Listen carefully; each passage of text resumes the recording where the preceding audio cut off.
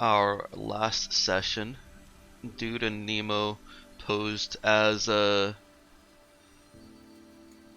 Mercuricore, Nemo in the flesh, well, in the android flesh, as a lawyer, and Dude on the other line as basically lawyer support.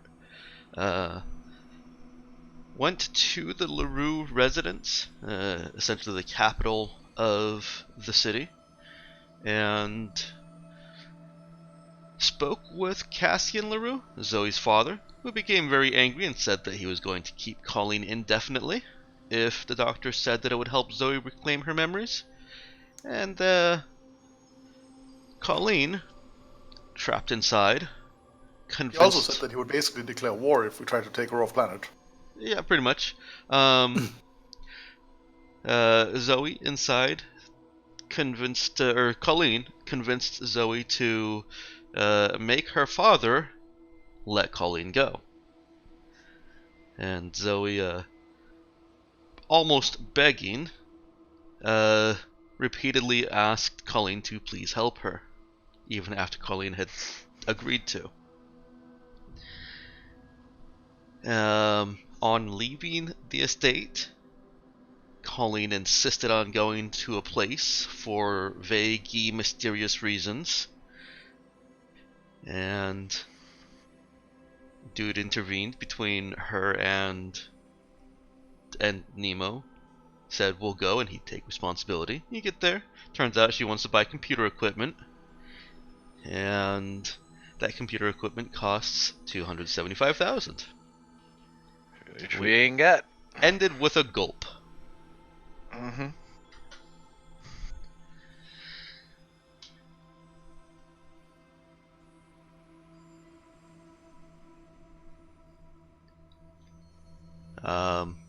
Tyrus Quorum? Yeah, Tyrus Quorum of Tyrus Tech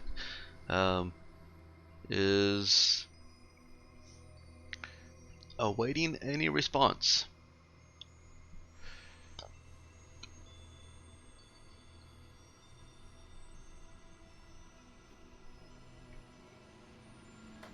Well, Dude just kind of shrugged at Colleen.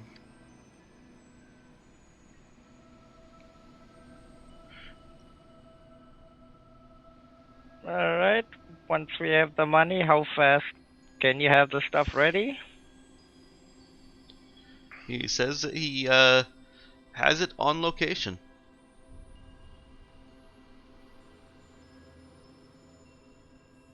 Alright. How big is this thing? We talking personal transport, or we gonna need a truck or something?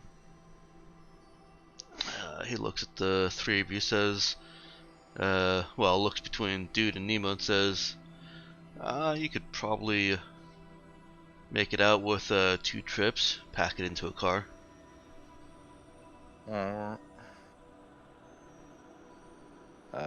Going based on what, that vague description, does Dude think that this would fit in our, the place being Nemo found? Well, yeah, but the place that you found is kind of, open. Yeah, mostly cots and stuff. You didn't have, you didn't really have privacy.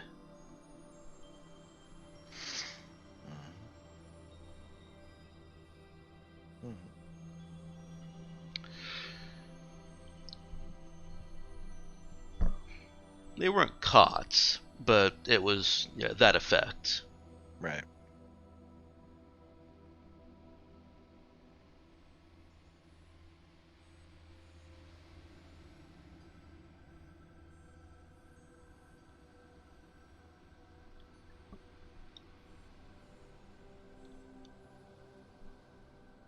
And sorry, I may have misrepresented. It's not that you're in a common room at the place you and Nemo found. You guys at least have a private room with decent furniture inside. It's just that you're not to expect any privacy. There's no lock on the door. You're in a hostel where people could come in and do things that they're not supposed to, and the staff there want to be able to remove that kind of activity. Hmm.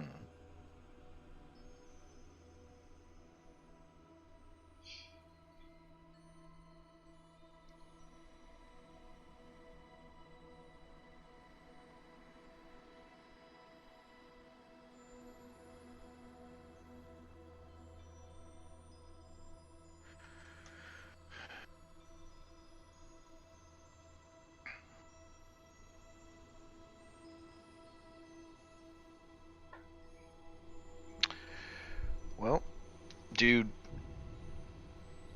we'll say to Colleen, well, all right, kid.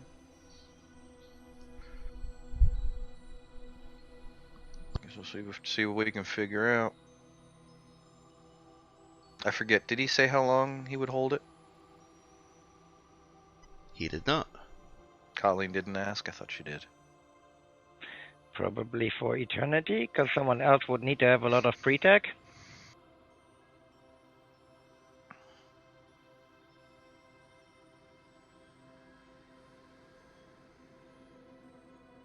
But yeah, we'll be back with the payment.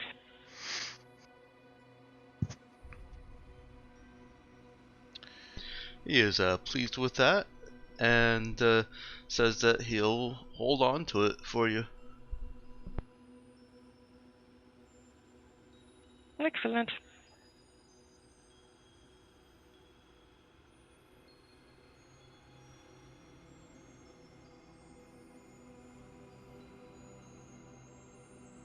Where do you guys go next?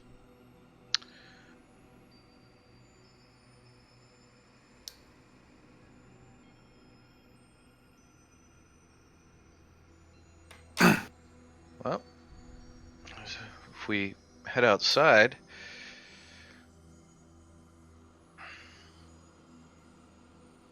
Well, are we done here then? For the moment. well,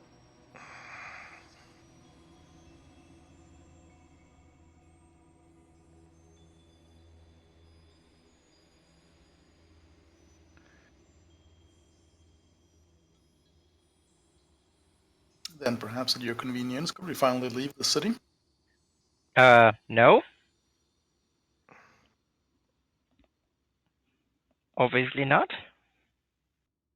I don't know about obviously. Transport's not that difficult.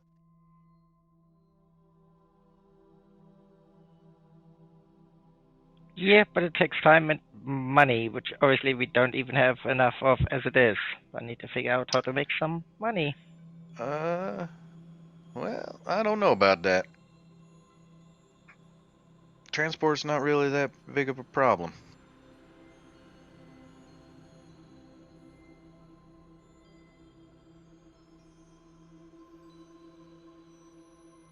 Oh, so? Uh, Out of character, I will explain that I'll point out that Dude's Wanderer foci lets him get transport as long as it doesn't take more than it never takes more than an hour, and he can always find some way to get there even as fast as at least a standard dedicated charter would. So he will pretty much always be able to find a way to get transport.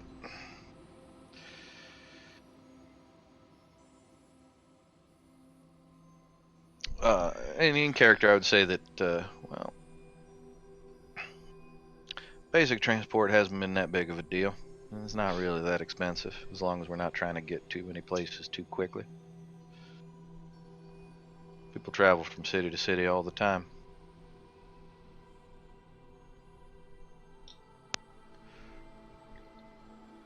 And we've already stayed here far longer than is safe.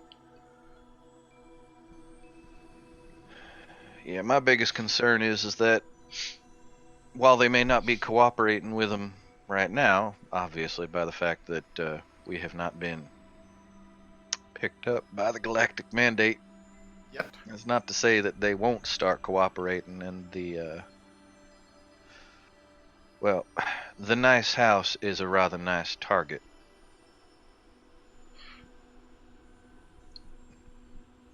Not to mention the unwanted attention from House Mercure that we're sure to incur very shortly.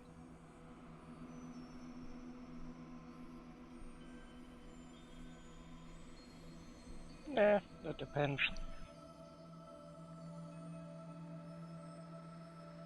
Fine, we can leave for now, but I'll have to come back, obviously. I didn't say we weren't.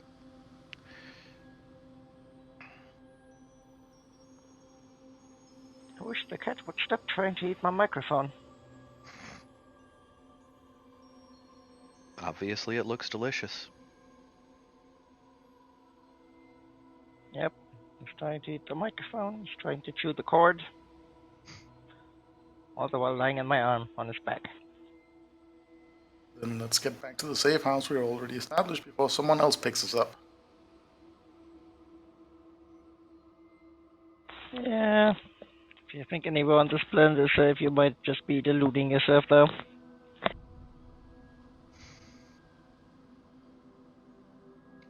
Yeah. Not to say we haven't, well,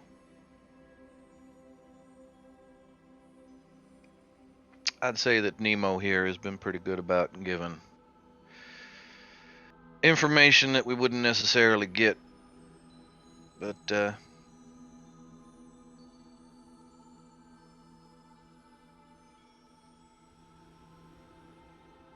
And my do the best you calculations of can. the risk doesn't even include the unknown party that is actively looking specifically for Colleen, and will look for her here. Wait, what? There is an unknown party currently and actively looking for Audrey Mercure, who will presumably focus his or her search in the city initially. That's since those are the coordinates given. How do you know that? Because I transmitted that message. Wait, so all this time we've been wondering how the Galactic Mandate keeps finding us, and it's basically you. Unlikely. This this particular message was only transmitted what, yesterday, Mike?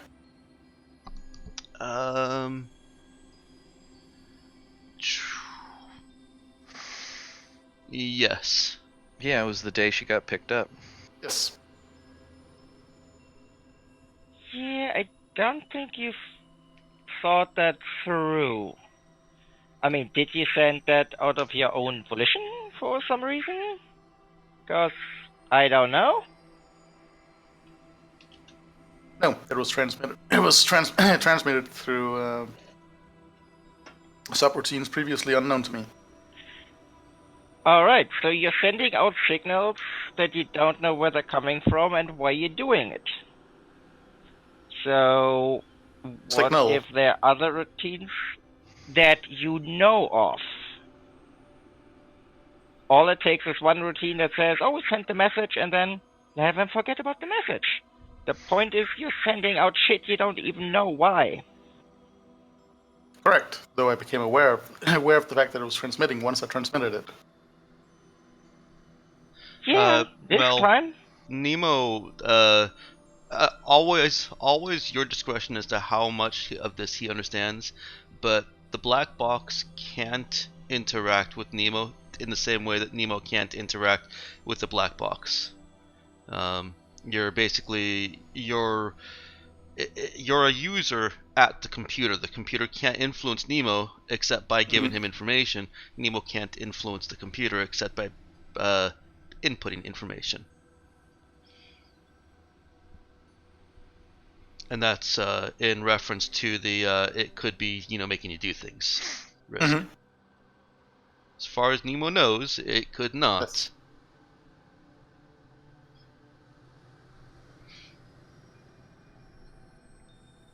Which is all the more reason for us to leave this place as soon as possible. Because you can only send messages from here? because these are the coordinates that the message transmitted that Alter Mercure has been identified and located.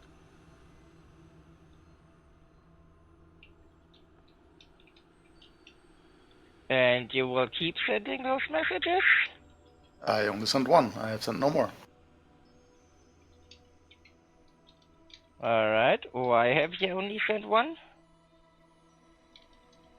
Because the previously unknown subroutine only sent that one message. I have had no desire to send any of my own. Alright, why did it only send one message?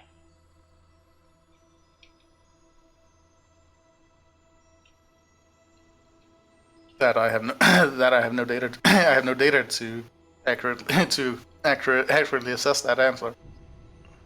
Question, rather. Alright, so in essence you're doing shit and you don't even know why. You see where this might be a problem when you think about it security-wise? That you might do things at any time and you don't know about it? And then you just go, oops, after? Considering the likelihood that your average organic, and particularly organic entities that I'm familiar with, do completely random things for absolutely no logical reason at any time, then the risk seems minute to me. Yeah, the difference is they do it randomly. Someone programmed this into you. That's the difference. There is a purpose of why you're doing it. And that purpose was clearly to alert someone when Alter Mercure was identified. Now, to be fair, kid, you are kind of making our argument for us as to why we were upset when you wandered off.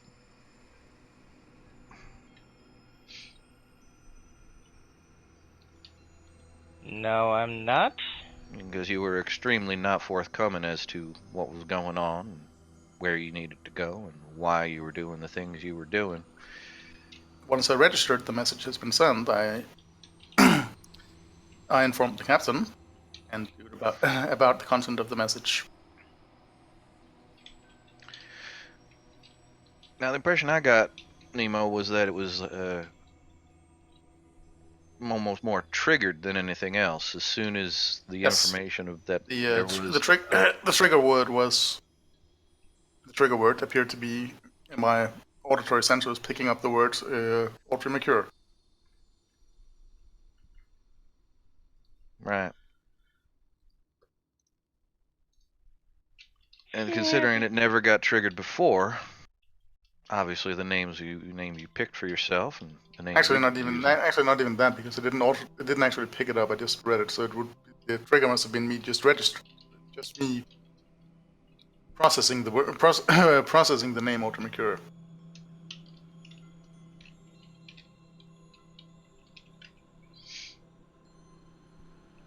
I don't think so.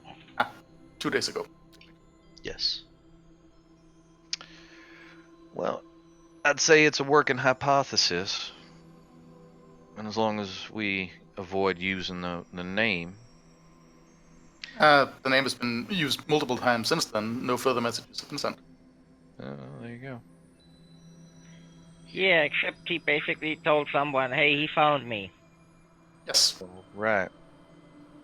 And the same people might be homing in on him. It's possible. Specifically, the message sent, Alter Mercure has been located at these coordinates. Yeah, that sounds less like, oh, he just read the name. That was context related.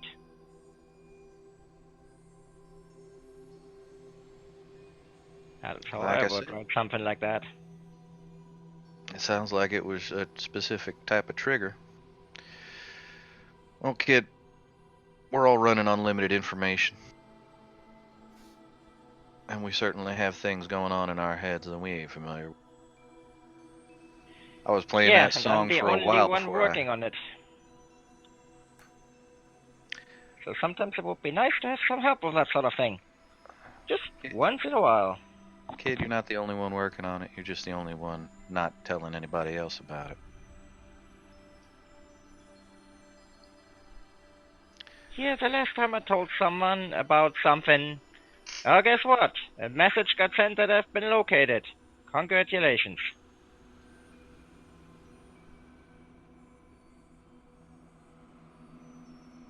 Well, let's do something about that and find ourselves a place to hole up. We've got a place we're familiar with.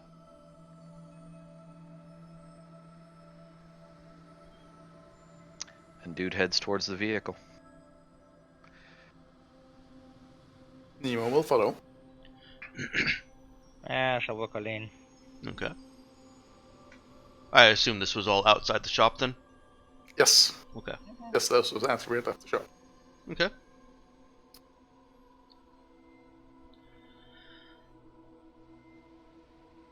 Using your IDs, you have no problem getting through any checkpoints towards the local port. Is Colleen going as Darlene or Audrey? Yeah, I was gonna say, dude would have handed her the fake ID as soon as they were in the vehicle. Well, are we avoiding genetic ID or not?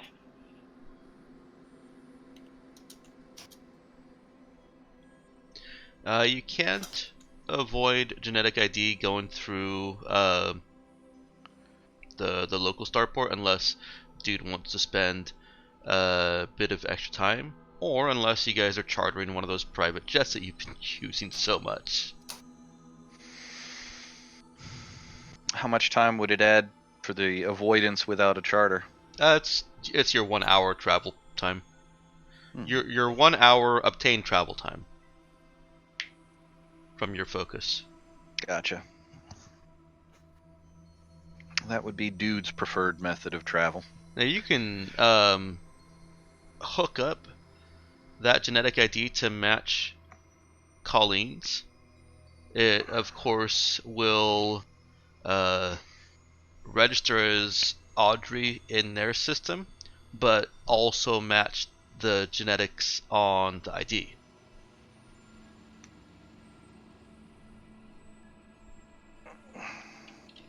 Wait, so there won't be a name mismatch, or there will be a name mismatch? There will be a name mismatch.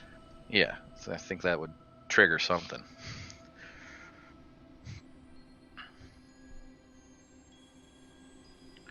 Yeah, as I said from the beginning, the places with genetic ID scans will make that focus more difficult.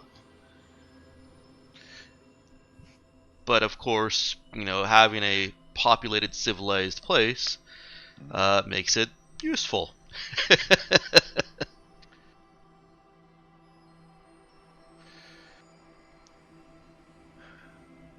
Well, it sounds like it would be. I mean, the problem is that they're linking the genetic scan to galactic mandate, to extra out system data. If we were on a place where, they wouldn't have that kind of outside galactic data link, then we wouldn't have to worry about it. Oh, sure. Genetic data wouldn't match anything. Actually, Colleen doesn't have to worry about it. Because the galactic mandate did not have the genetic ID. Because otherwise they would know that she was Audrey McCure all along, which she was never identified as that. And they never got a scan of her when we got boarded.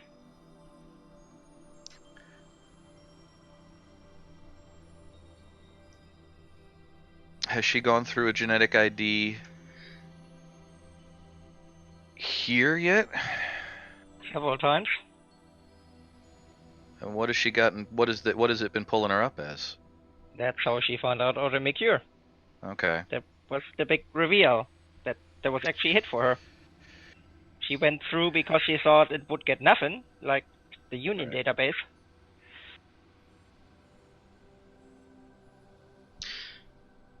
Yeah, it's an assumption on dude's part that local genetic ID scans or Larry GID scans are pulling from the Galactic Mandate database. All right. But they would also certainly be pulling from their own local database. That would make sense. Yeah, no. Do you, if they're leaving the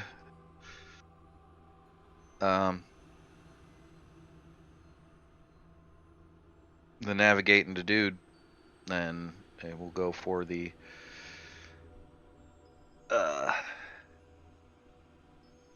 fly casual, low key, avoid genetic scans, but try not to, we're not chartering a private jet at this time. Okay. You're also able to obtain this transportation essentially free. Dude gets them onto a regular flight that's heading over to House Charon that just wants to fill a couple more seats to meet quota. And so tickets are on the cheap and on the quick. Gonna get us bumped to first class as well. I think that might take Nemo convincing someone. Let's not risk that. Okay.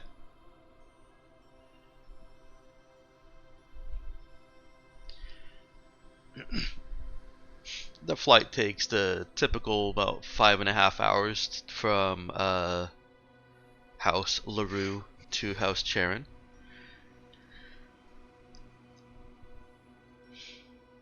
During the flight, Nemo does pick up some chatter on the Audrey Mercure tag.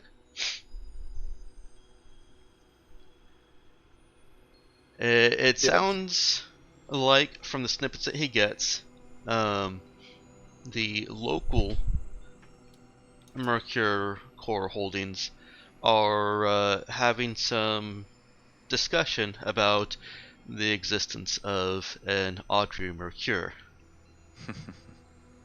It seems to be a topic.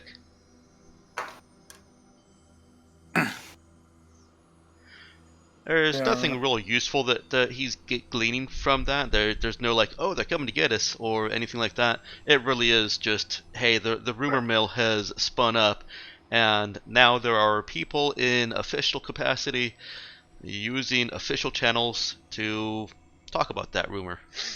Yes. I'm picking up increased comm traffic from House Mercure, debating the name and existence of Audrey Mercure now.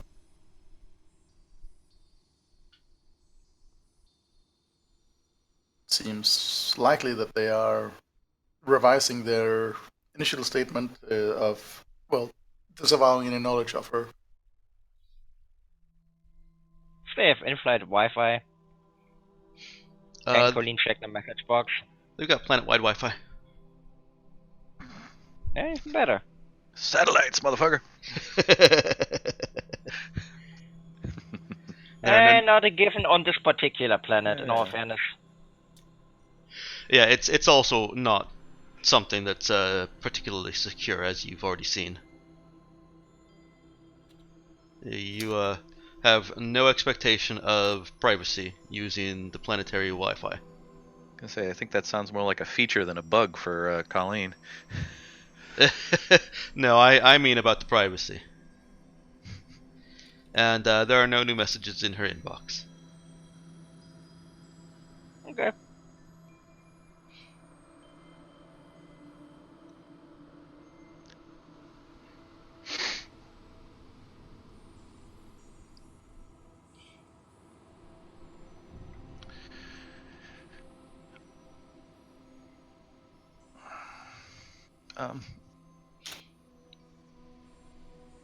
Dude would have just had his little data pad out, and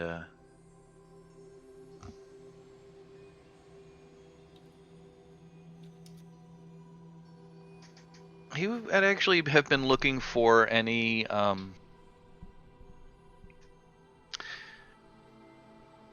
he's curious to see if his band still has any fans. Okay. It is not a humongous fan base. No, it wouldn't be. But his band does still have a well, that typical cult following that just I was gonna say, stays forever.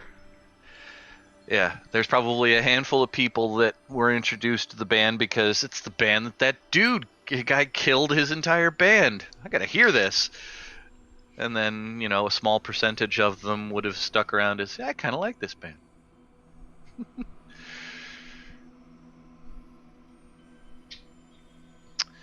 And he'll just kind of see what the fan discussions are like. He's kind of going through, seeing if anybody has any random weird conspiracy theories. Because I have to imagine that the discussion, the talk that would center around this band wouldn't just be, oh man, I totally love their music and I'm really depressed they don't record anymore. But I really love their music. What do you think he did it? He's just curious to see what other conspiracy theories people have. Okay. Or maybe there is a popular conspiracy theory that it was actually his crazy girlfriend / ex-wife who did it. Oh, it was just all a publicity stunt and they're all still alive. Exactly. Or that somebody in the band found out something and they had to be silenced. Or maybe they're still all alive. Yep. He finds all of these.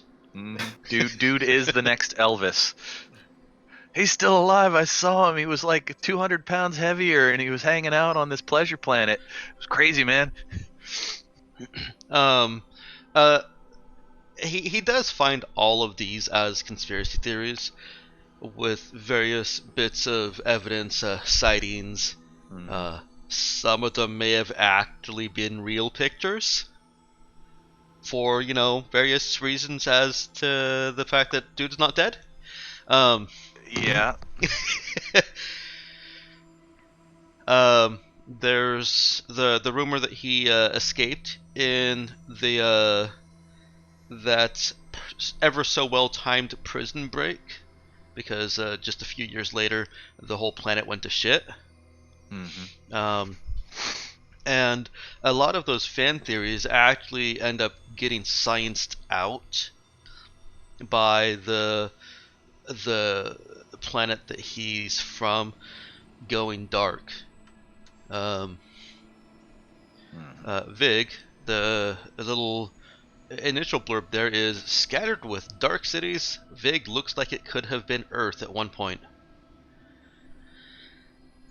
That's the planet that has lost all communication and has a Mercure core research station orbiting outside, trying to figure out what's going on.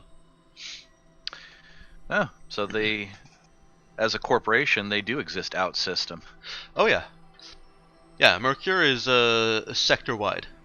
Gotcha. It is one of 3 corporations that are sector-wide. Spectre Star Technology and Union are the other 2. And Galactic Mandate is technically also a corporation. Right.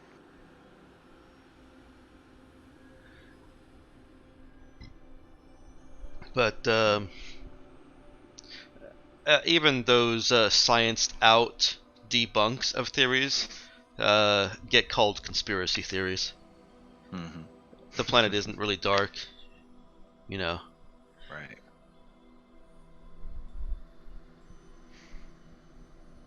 Yeah, he'll just kind of keep quiet. He'll just sort of be going down that little reading rabbit hole while we travel. Yeah, that's gonna take him.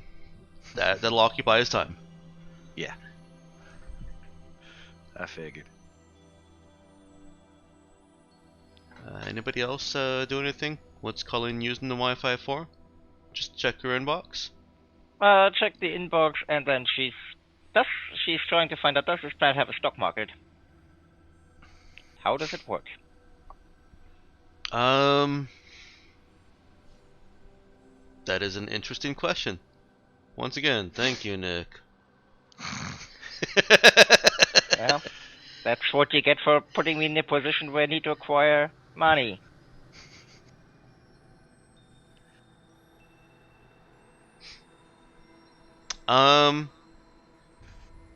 On initial glance, and with my basic knowledge of what the stock market is, I'm gonna say no. This planet does not have a stock market. With the advent of grand market, any company that wants to do fake business can do real fake business. Yeah, but then how does it work with investor money? Yeah, the stock market is where you invest in companies, not sell stuff. Yeah, that'd be futures trading. Yeah. You're basically giving money to a company, and then you expect the company to pay you back with more money because you basically believed in them. Yeah, I feel like, and I'm sticking to this, that that doesn't occur on Lamiera. Part of that is that the houses are more or less dictators slash tyrants over their cities. If you're in the city, you don't necessarily, you're not immune to them coming over and saying, okay, this is mine now. They don't, historically. So but they we're, could. right. Yes. So we're in what is The it? planet is Renaissance basically feudal. Florence, city-states, powerful families running whole cities, kind of stuff, but in as a future. Yeah, and the house rulers have a huge incentive not to be tyrannical dicks, because the exchange of light is here and it is very powerful. They don't control the exchange of light. House LaRue is the closest to any semblance of control over the exchange.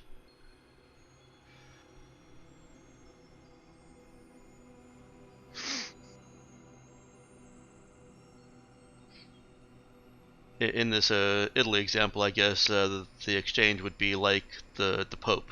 I don't know. Yeah. Yeah, that Papal- What's actually papal works. in the state. banking business, though, in all fairness. It what?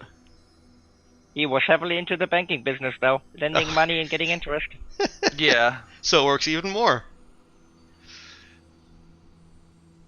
The bank does do loans. It's just there's no futures trading on businesses. You know, you want to start a business, you make a proposal, you get a loan. If you succeed, you pay back your loan with interest. There If goes our not, plans of earning a fortune by speculating in frozen orange juice. Yes. No, that's actually still possible. There's a difference between the stock market and playing the actual market with quick sales. Yes, Yeah. absolutely. Which you can And the grand market also different makes things. that much, much easier.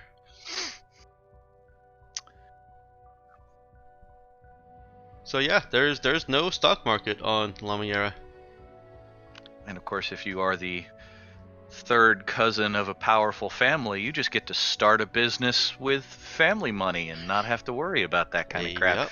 I'm sure nepotism is a cherished tradition on this planet if large families are this powerful. Well, you've seen what kind of influence and control this 17-year-old Zoe LaRue has been able to exercise. Mm-hmm. Yeah. So we are in Renaissance Florence. And we should probably stop pissing off the Medicis. Just saying. I don't know, I feel that as potentially a member of the Borgias. Yeesh. Yeah, that didn't. Well, some of them worked. Some of them got really rich. Some of them got really dead. Let's not be the dead ones. I mean, What, Romeo and method Juliet? of things? No. I'm It was kidding. a- I'm deliberately displaying my lack of historical knowledge here. I have no idea what you're talking about now. Well, they were the arch enemy of the Medici and often accused of adultery, incest, simony, theft, bribery, and murder, especially murder by arsenic poisoning. Yeah, I Yeah. don't know And who the procure- Medici are either, so this is a It was- discussion between you guys right now. Yeah. Hey, you brought up Italy. No, No, Matt I brought did. up Italy. Oh, Okay, Matt's fault. Yeah. Fine. Yeah, this is Matt making history jokes that he kind of figured Mike would just be like, uh-huh. Machiavelli's famous treaty, The Prince, is mostly based on Cesare Borgia and what not to do. Well, in all fairness, the man admittedly he did a hack job just because he got paid for it. So. Well, my takeaway from all this is I'm happy that I've created such a historically recognizable place without knowing that historical significance. Well, you find out once this planet explodes. But still, the main lesson from the fall of Cesare Borgia still stands: don't base your entire power base on the fact that my dad is the Pope. Pretty much. Because at one point your dad will stop being the Pope. Mm-hmm. And then it'll all go to hell. Well, that won't occur at the exchange because it is a board, not just a single person. So no popes? And it is a sector-spanning economy, as you guys have already used. Right. You're using credits all the way out at Mona. Mm-hmm.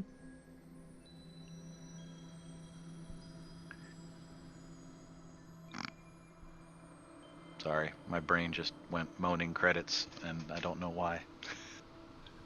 Matt, please stop watching porn while we're playing the game. Alright. I feel like if yeah.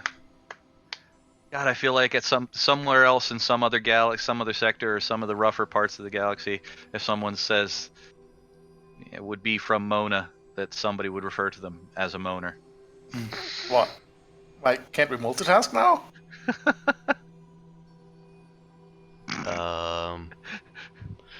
Not. No. No, you can't. Not when it's porn in game. Just don't. Because nobody has ever done that playing any tabletop game.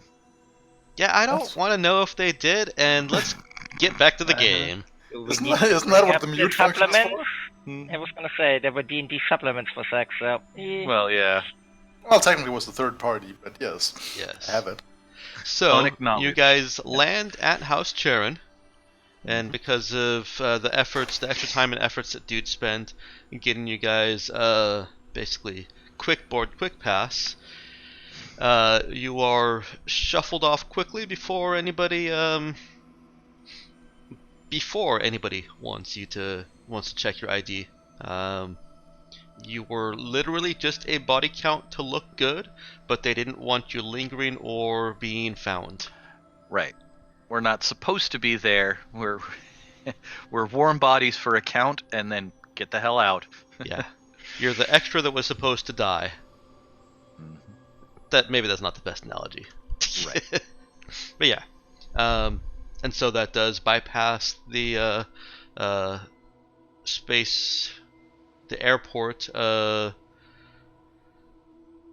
GID scanners. Hey, Ben, what did we decide that the local ports are called? Not spaceports, not starports. I don't think it was airport.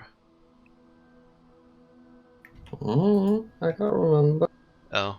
I thought that was a discussion that mostly involved you, so I was hoping you'd have a better memory than me.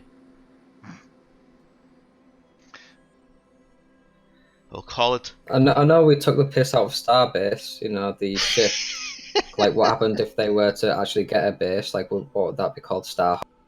Well, obviously... I remember that conversation. Obviously, if they got a space station, they would call it Starship. Enterprise, yeah. But what about the airships?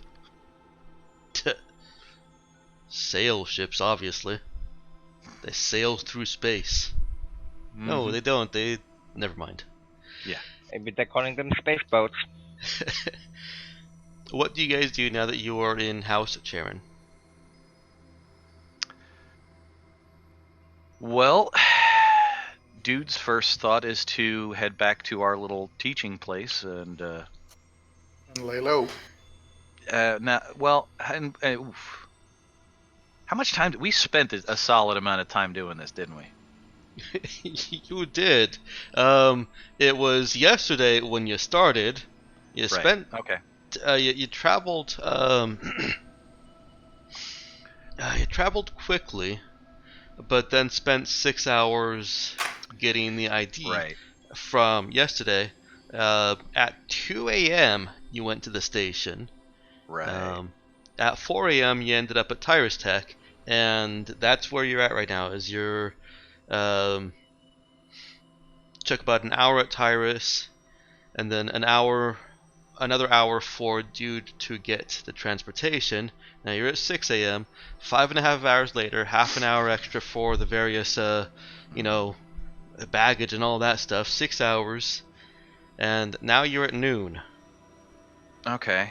You're at 36 hours. Well, maybe not 36 hours. And You're will around you 30 hours of since the last time you were asleep. Okay. Now, will you allow Dude to have also plain napped? Well, how invested was he in the looking up stuff that he was doing? I mean, I don't feel like he would have got. Do you feel like there was 5 hours worth of reading content, or do you think he would have gone through most of the interesting stuff in an hour or two? I What? You never fallen into an internet rabbit hole before? yeah, I know you Yeah. have, Matt. I have. I don't know that I've done it for 5 hours. With as scattered as these things are, it's not just one thread. Mhm. And it's not just one thread linking to another thread that links to another thread. He would have had to do searches and such in between. I don't think he's read everything that there is to read already.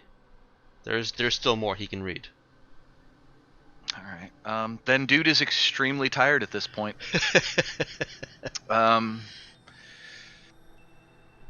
First thing Dude would do would be to head back to the proctor of our little place Mm-hmm. and apologize for having to leave and ask how that class went. He was told that the student with an assistant was able to figure out what they were trying to accomplish. All right. I'm glad. Like I said, he seemed like a real smart kid, and I didn't want to leave him hanging. Are Nemo and Colleen with you?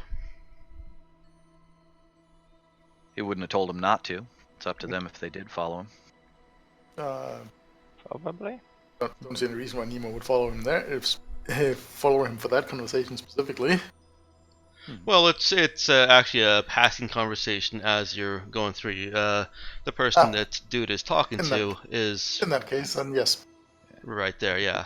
Yeah, like we're walking past the front desk, and Dude would go, "Hang on a second," and step 10 feet away to talk to the front desk. Mm-hmm. Yeah, sure. All right. Well, I'm glad it all worked out. I don't know if you can tell by my face, but I am extremely worn out by what I had to deal with. As I said, it was It is personal. a different person, by the way. Okay. But he looks over at Colleen and says, "Is this young lady going to be staying with us? Yes, I had wanted to she make a project, or you doing projects?" I would say a little of both. Yeah, she said she's definitely in the same field as I have been making my inquiries, but she's far more talented on the programming side of things than I am. Oh. So he focuses his attention on Colleen and asks, "Would you be willing to help with some of the visiting students on robotics, basically programming robotics interface projects?" Sure. Excellent. Oh. Can't wait to work more with robotics. Well, you've come to the right place for that. AFK 1 sec. And he gets her a quick sign-up form to confirm that she's staying here, and kind of just asks what her proficiencies are. Mm-hmm. I think I described that the kids staying here are mostly students, 7 to 17, you know, that classic age range, that are traveling. None of them are from House Charon. Well, most of them are not from House Charon. And they're just staying here as a way to study in the city that matches their interest. Hence, robotics. What name does she put down on the form? Well, the one given to her. Darlene Lovejoy? Mm-hmm. That's such a porn name. In brackets, yeah, in brackets, not a stripper.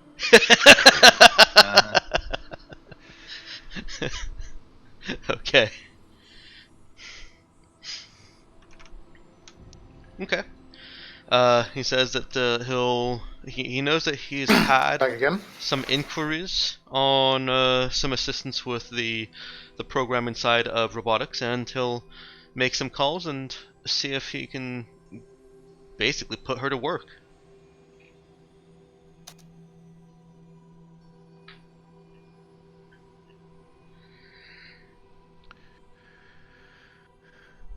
Right on. He looks at the form and says, "Oh, looks between calling a dude. Uh, Awkward."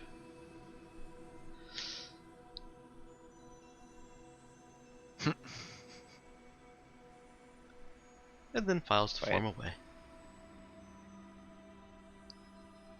Awkward? Yes, it's nothing. Why? Well, I thought that based on looks over at dude, what you said about having to leave and leaving that residence so quickly last night, that you two that well, you were his daughter. Yeah, I kind of figured. No, it's a familiar relation, but it's not that close. He never acknowledged me officially. It's an ongoing thing. Now, Oh, don't start making people think things. I'm She's my I'm niece. sorry. I shouldn't have It's all pried. She's my niece, but she likes to make things up and make people uncomfortable. Niche, air quotes. See what I mean? She knows her stuff, and she'll definitely help the kids.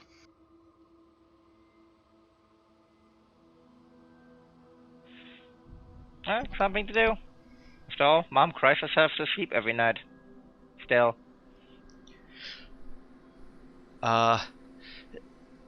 You'll have to all three stay in the same room if that's okay.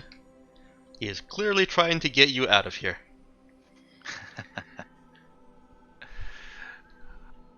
We'll make space. We can bring someone by with a divider for privacy. I would much appreciate it, my friend. Come on, kid. I need some rest. Sure, Dad. Uncle.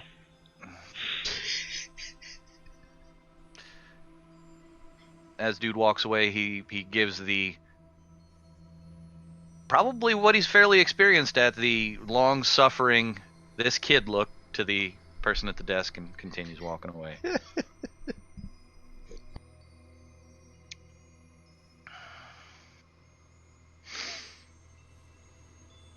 And as soon as they get back to their little area, dude crashes out. He is done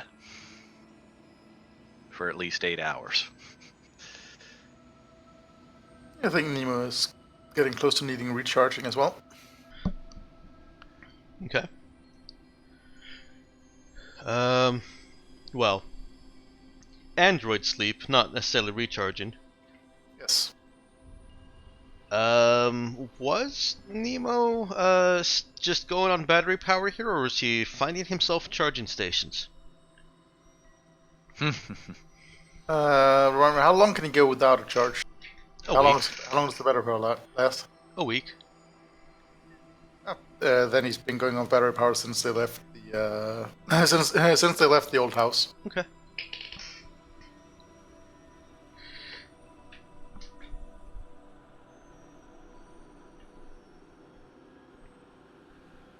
Is Nemo sleeping while dude's sleeping?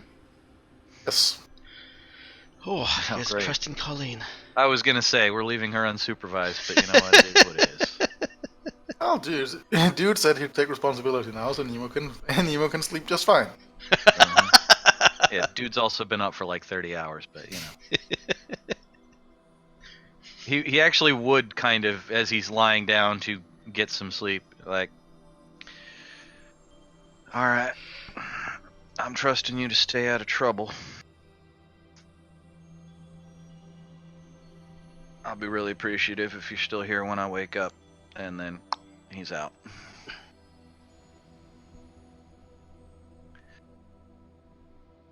Alright. And Nemo goes down for android sleep? Yep. Okay.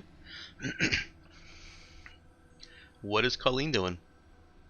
She's not tired. Nope. Not at all. Do they have coffee in this place? Yes, they do. Alright, well, he checks her message box again just to see if there was any change there. Nope, no change. Alright, and she would look up kind of how one normally does business with the exchange of light. What it actually is they exactly do. Well, there are apps, of course. Well, there is an app, I should say. Any other apps would be imposters. So there's an app that you can use to interact with them. You can just go to the website. The app is secure, according to the app. However, the web page does actually post an official warning that no communications over planetary planetary network are considered secure and private, and only allows basic transactions on the web front. It doesn't allow you to change balances, do anything. It doesn't even have anywhere for you as a user to do anything directly accessing your account information. No, this is more like about kind of how does one go about contacting them. Are there any protocols in place, things like that? Nope. What do they actually do? They have branch offices in all the houses, multiple branch offices, where banking can be done in person. And as for what do, they are literally a bank.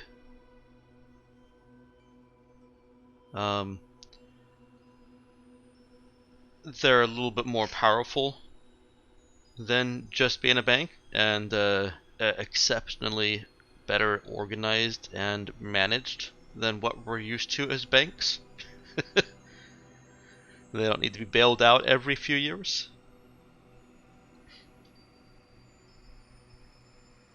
Does that answer your question, or were you trying to get at something else? No. You said they have local branches? Yes. Well, okay, Colleen would actually go to the local branch Okay.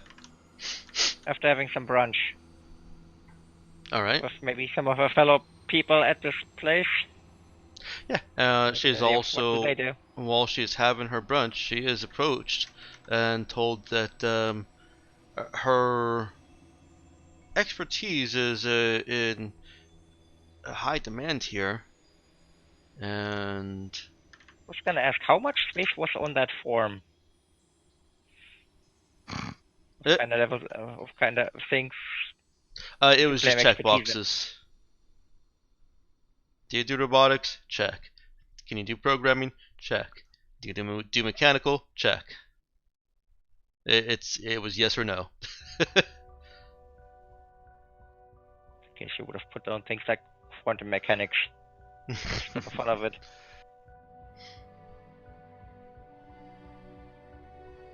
Okay. Um,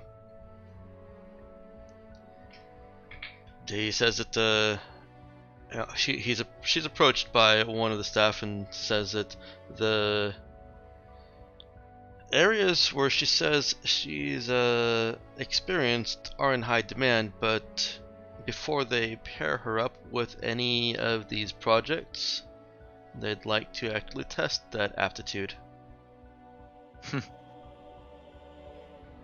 Alright. Couldn't find After any a minute. educational records, and like your friend who brought you in. I understand that you're not necessarily from around here. You'd be surprised. But sure. Bring on the test. Go ahead and finish eating and come on over to the desk. Alright. Epic music for Colleen. Yeah. It's a hell of a test. It's the That's this test. stuff. She finishes her food and goes on over. Okay. It's not like the test of all tests. It is just basic stuff that confirms that would be difficult enough for someone to fake. Confirming that she can work the interfaces between a robot's brain and the things that you want that robot to be able to do. So, the programming robotics interface.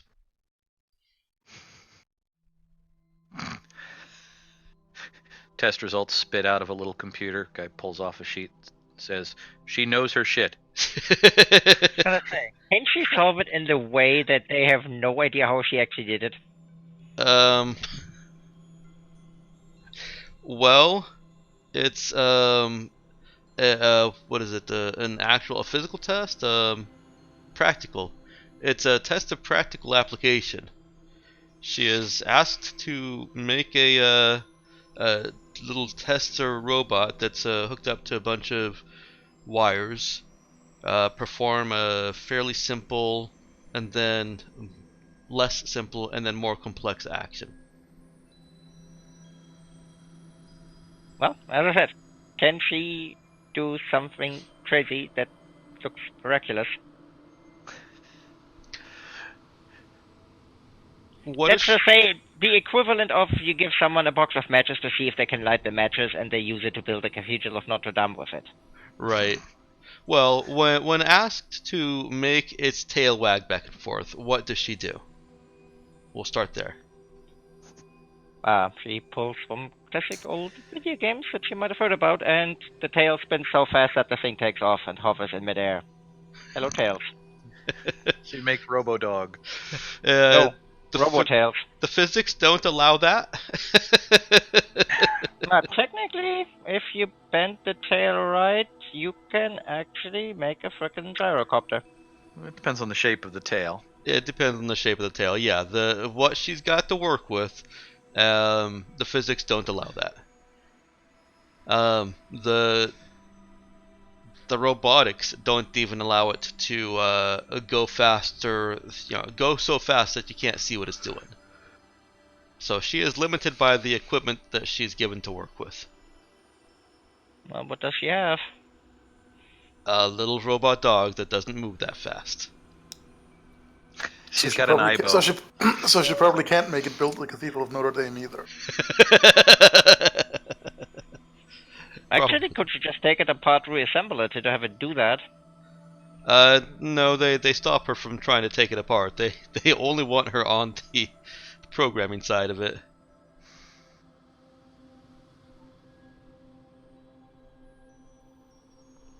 And they're looking at her a little bit worriedly. Fine, she programs that, but if it's just the programming, then she definitely can make it an obscure code that they can't even understand. Or could try to understand. She certainly can.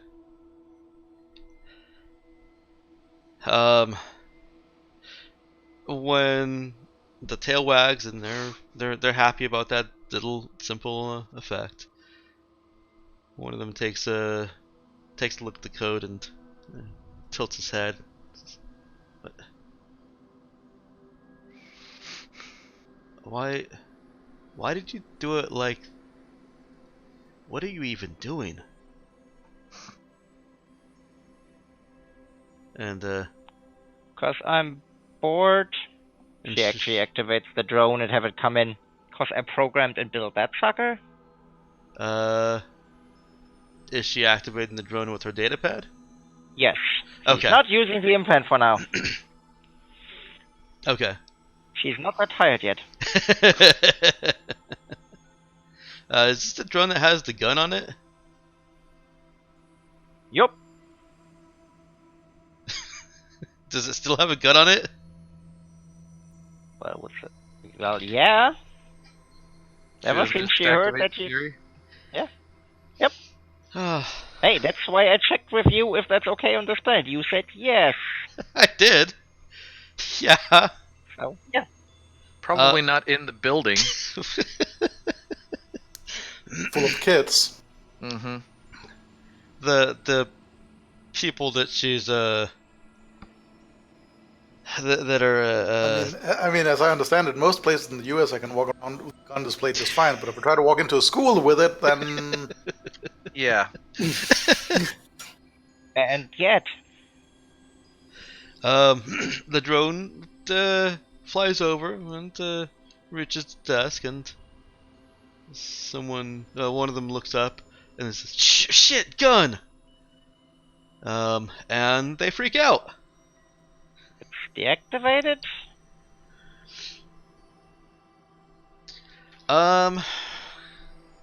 Let's see. I have to look up stuff in the book now.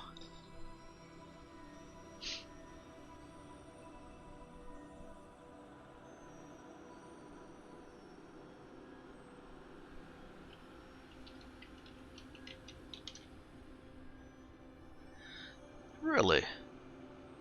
How are there no matches found? What are you searching for? Oh, I misspelled it, that's how. There we go. Now there's thousands of matches. Oh, I just passed it.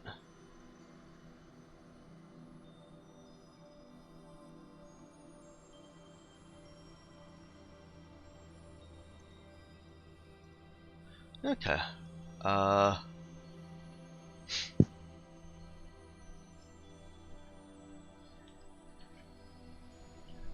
Give me a second. I'm gonna get myself some water before we start the combat.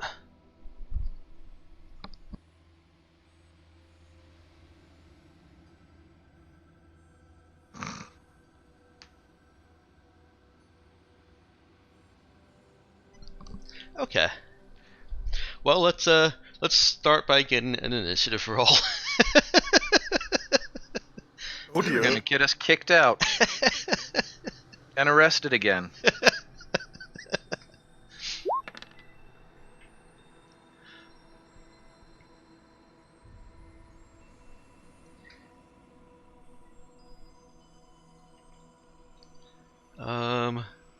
Do I have any just peaceful human templates here? No, of course not. I've got dead people, security, and scroungers. It's not often that you need a peaceful human template. No, Is but I it believe filed under cannon fodder? I believe that the designers of the sheet actually programmed in the defaults, so let's hope that's the case.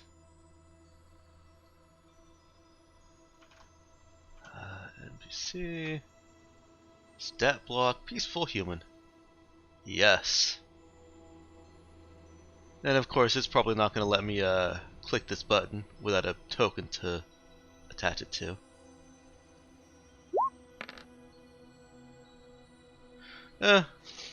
Yeah, it lets me. It just throws an error at me every single time.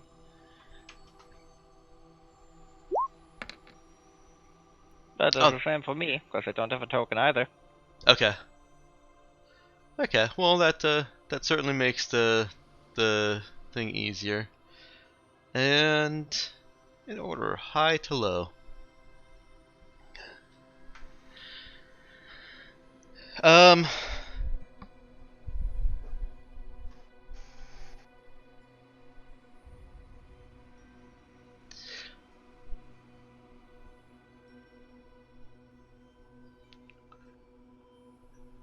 For this first round, they're all acting faster than Colleen, and that's justified by she is obviously surprised by their reaction to a drone with a gun that she knows is deactivated. How is the gun deactivated, anyways?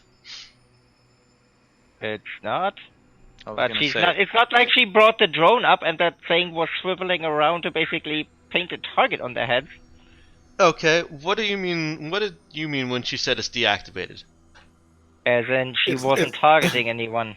As it's not actively firing. Yeah, it's not Okay. actively firing. It's not actually picking a target. Okay. So it's not like the gun points at someone's head, kind of like you see in the movies where some robot points something at you and you know you're gonna die. Like kill, like laser pointer, kill, kill, kill, Yeah. kill. Yeah. well, my thought question is always, is the gun always visibly obvious on that drone? It doesn't like tuck away. It doesn't have a. I mean, is this thing basically a little quadcopter with a magnum hanging off the bottom of it, or is it a drone that happens to have a weapon where the weapon is not necessarily always obvious? The weapon is obvious. Mm-hmm. It's not like it's just got a smig hanging upside down from it.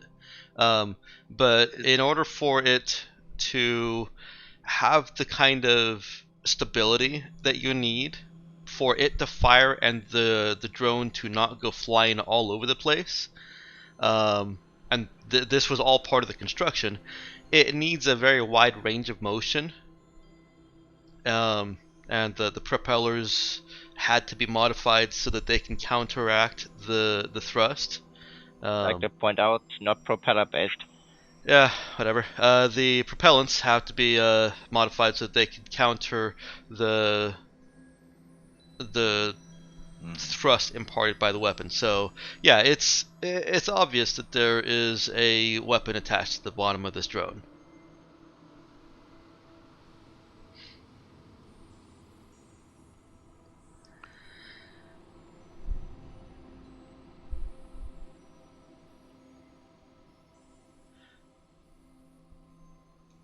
Well, let me do one more thing here to try and randomize this so that it's not just me thinking.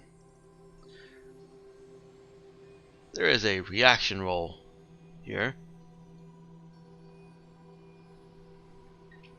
I'm going to give it a -2 modifier because there's now a drone with a gun in here. Wow. Alright. A reaction roll table. That takes me back. Yeah, I know, right? And there is a reaction roll table. Yeah, Harry Gygax, inventor of Dungeons and Dragons. Hi, it's a pleasure to meet you. Yeah. Yep. The reaction result is negative, unfriendly, and unhelpful. Mm-hmm. Helpful. Actually, you set a -2 modifier that brings it down to hostile. No, the minus was included in that. Oh yeah. Oh, okay.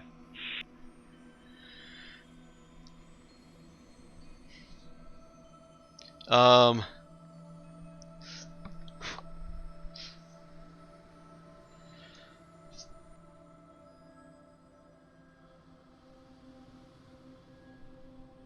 Why am I inputting a modifier on a base stat block? Holy shit, okay.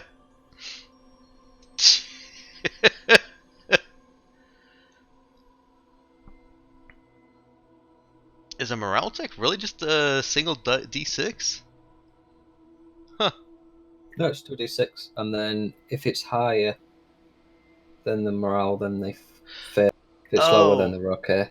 Oh, I see. It's V6, which means versus 6, and that's what they had to roll.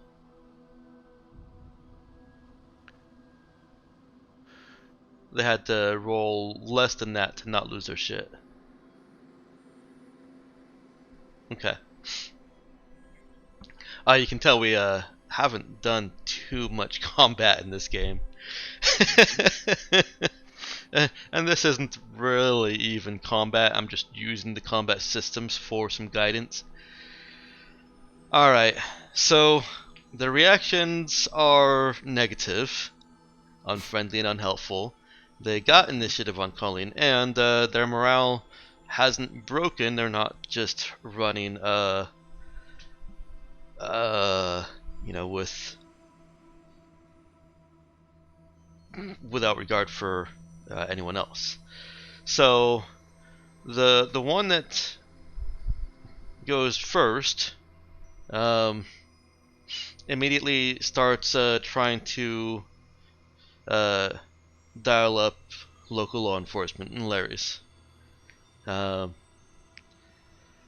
can assume that he's doing that. He's simply picking up a data pad and, well, a comm pad and dialing into it. The other two are now trying to spread the alert and usher kids and teenagers out of the main room here. Were they testing her in the common area? Yeah. Yeah, they were. So she flew this into basically the cafeteria or the multi-purpose room. Nice. Yeah.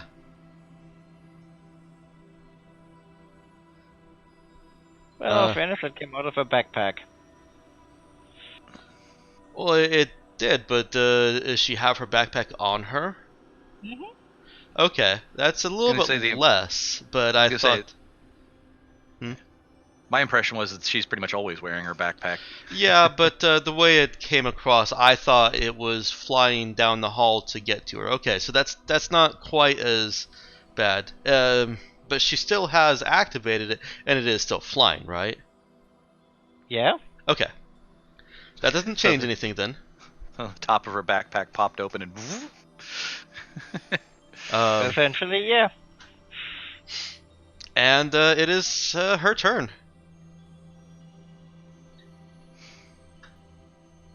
What the hell is wrong with you people? That thing is harmless. This is just a project that you can look at. Something I built. Young lady, deactivate that immediately. Sure. If you deactivate it, puts it back in the backpack.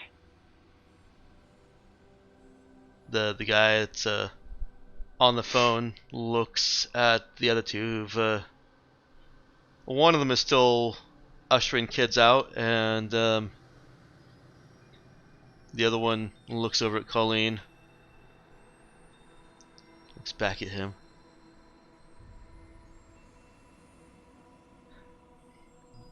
What were you thinking bringing up an armed drone?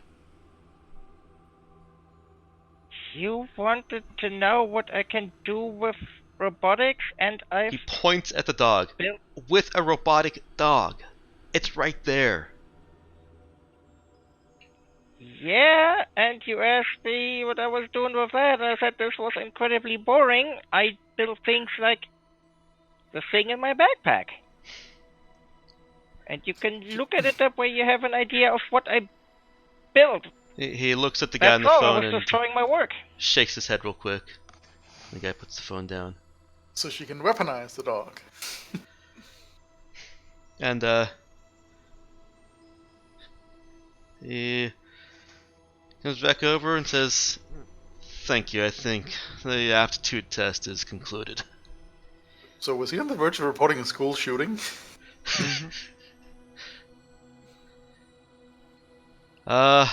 Well, the fact that this hasn't been reported probably says more about them than it should. Well, I said if you want to take a look, it wasn't because it has a gun, but because it has a sensor suite that can pick up pretty much anything. It also built and programmed. And it also has a gun.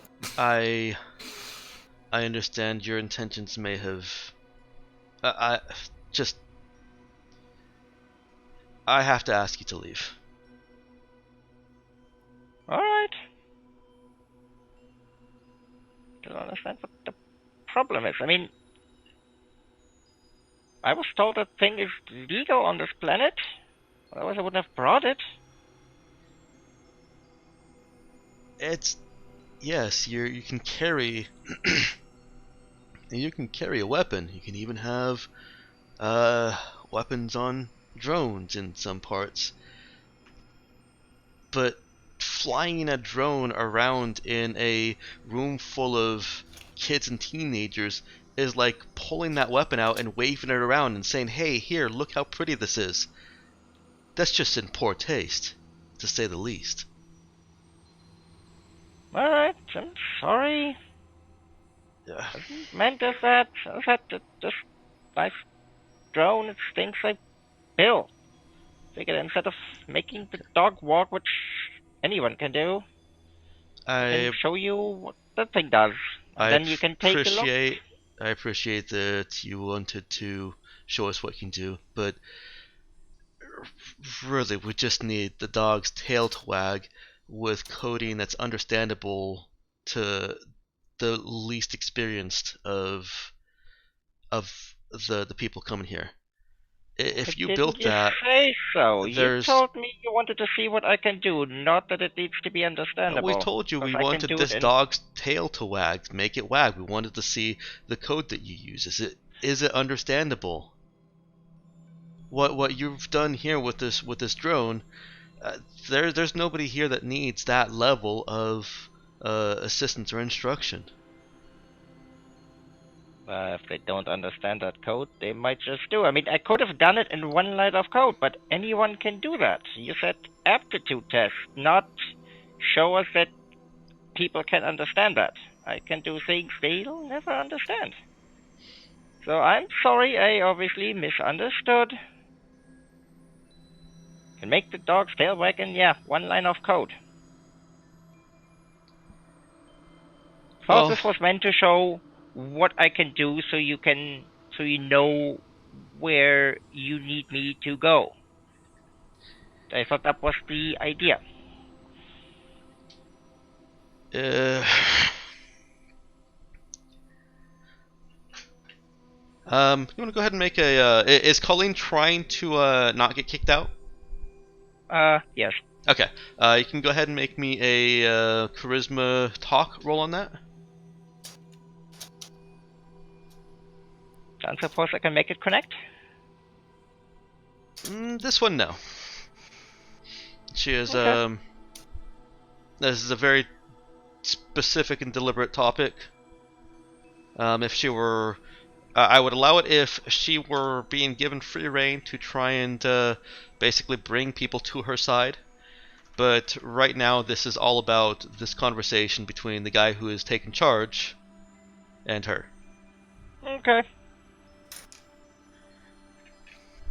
Charisma talk, was it? Charisma talk.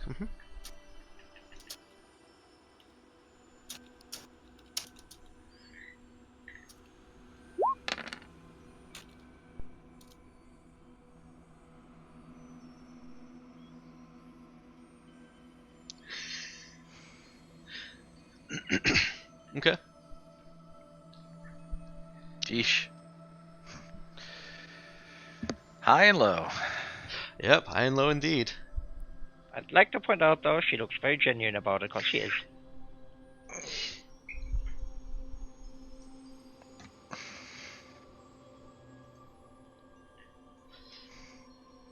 Yeah, whether you say it or not, I actually take that into account a decent amount. Okay.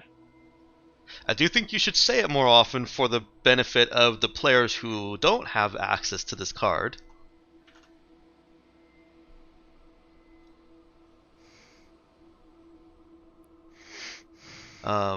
But hang on. Hey, I don't know all their special stuff either.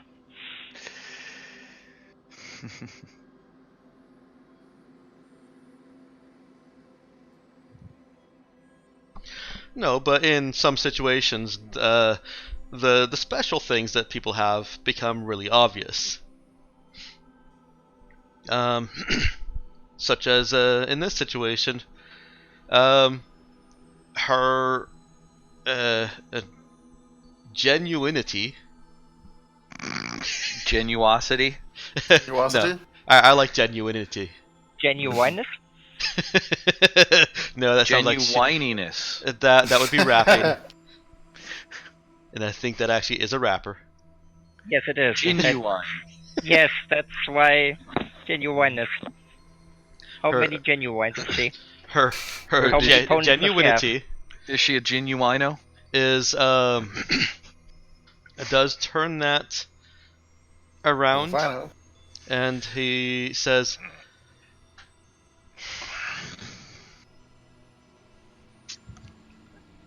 if you lock that away in our lockers right now, I'll talk to the I guess headmaster and see if you can stay. Alright. By the way, Mike, just out of Just curiosity, Need it back when I leave. since Nemo's black box is running on a different system than he is, can he still intercept messages while he's sleeping? Yep. Okay, and then they would just be there for... But wait, it doesn't log messages. It doesn't log messages, no. So it wouldn't actually do it. So while he can, it wouldn't actually work. Or rather, you wouldn't notice that he's doing it. Well, the Android sleep is a little bit lighter. So he can. I would say that he can. It passes through him. He is aware of it, and if he wants to do any processing of it, he can bring himself out of his sleep and process it. If he doesn't, Okay. then it flows right through. Right. He And can't. He if can't he background if- process while sleeping because that's the whole point of the sleep. Yes, and if he does that, would he then restart from... would he be able to resume sleep from where he was, or would he have to start over again? He would get the whatever 2-hour block he has accomplished. Okay. I believe So I set them in it's- 2-hour blocks, right? Yes. I Yeah. think so. Yeah. No, he So- would not get any partial. It would just round down to however many 2-hour blocks he'd already accomplished. Okay, but not quite as punishing as, wizard waking up for 5 minutes, have to start over have to start over an 8-hour rest. No, not at all. While he glares at the elf who's like, I don't know why you need that much sleep, man. And who doesn't sleep to 2,000 bottles of beer on the wall?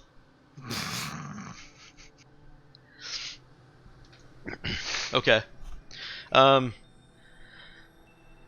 He approaches Colleen and holds his hands out for the backpack.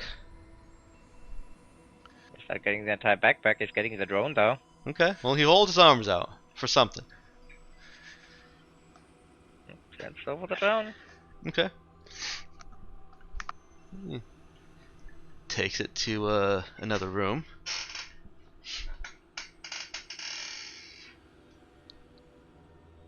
Yeah, she can hear. Now, if you're good, you can get it back after class. She can hear physical doors and locking mechanisms.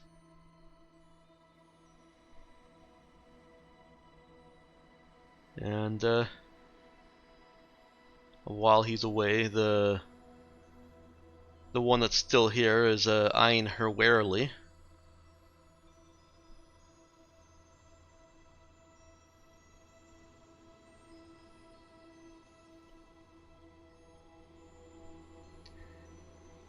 He comes back.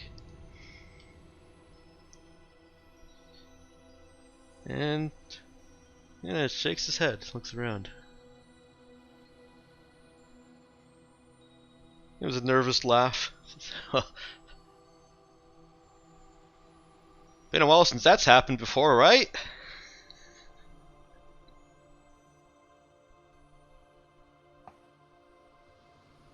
He doesn't get any kind of humorous response back from the other guy. I was gonna say, I'm expecting someone to go be like, dude, that's never fucking happened.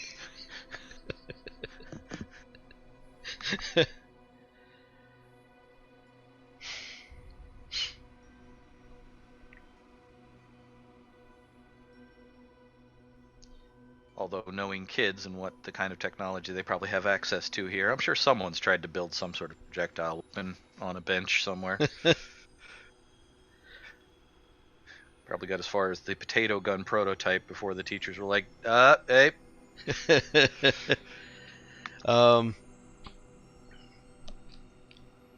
Frozen peas, way better. Sting more. Why not to build a railgun? Yeah, all you need is a bag of frozen peas. Way better. Sting more. What is the word you said? Whereback? Way better. Sting more. Oh, sorry. I was saying like way better. Sting more. I was saying it quick. Yeah. I was saying it in my true accent, which is to speak faster. So I'll make sure to slow down and enunciate more. Yeah. It really has been a very long time since I've been to England so I, coupled with my hearing loss, do find it a little bit more difficult sometimes.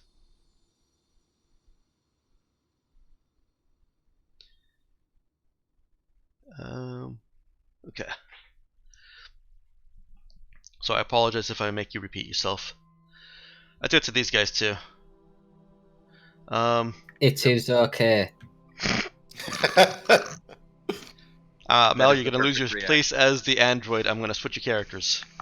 Hello there. It is okay. I hear you have had issues updating Windows 10.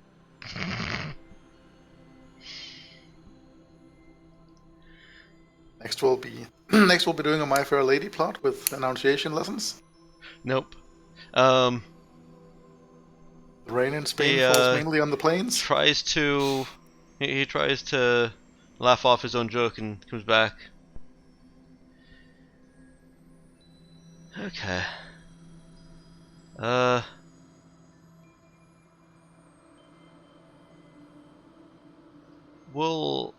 let you know how the talk goes. Alright. Get a number we can contact you at. Looks at the form. Is this your comm code that you carry on you?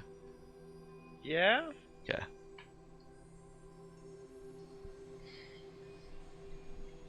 Okay. I'll let you know. Okay.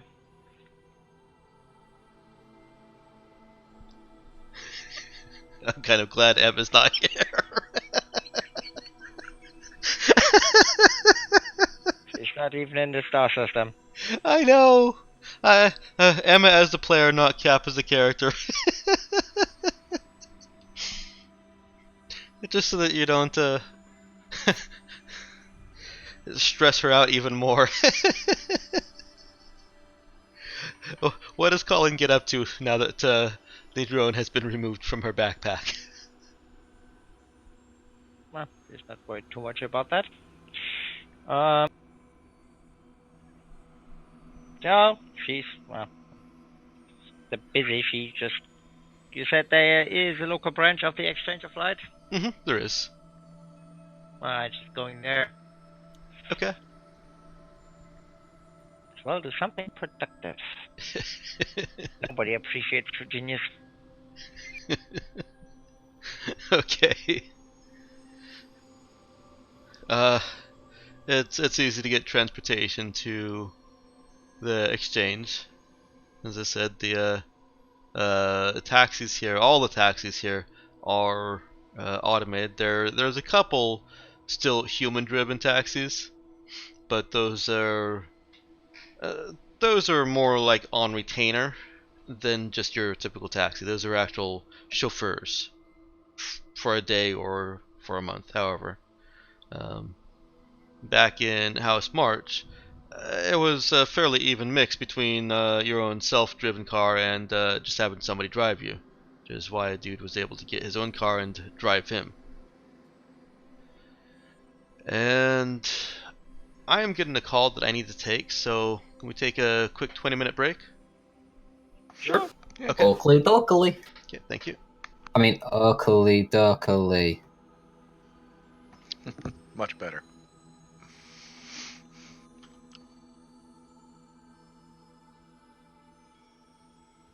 I'm currently enjoying Warhammer.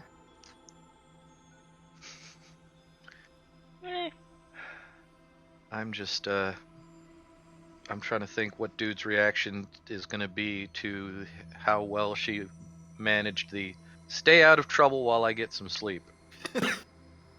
Almost 15 full minutes. Yep. World record. That's all. All right. Let's get back to the game here. Did you remember to park your horse? Leave him alone, Matt. He's old. Mm-hmm. No, not so much as more as from the wrong side of the wall. But yeah, I know. I just didn't want to. I didn't want to pick at that. I want to. I mean, in all fairness, it had little to do with that. It was just an older house.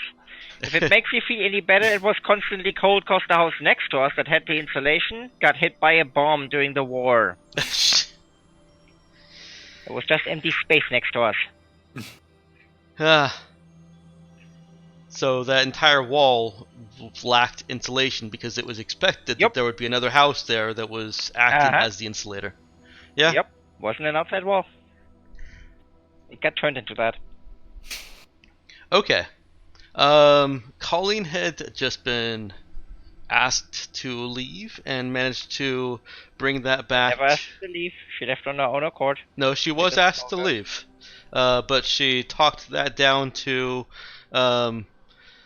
locking up the gun drone and talking with the headmaster of sorts.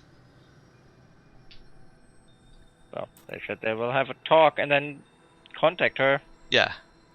Once they settled on how many demerit points Gryffindor is getting. And then she went to seek out the Exchange of Light branch office.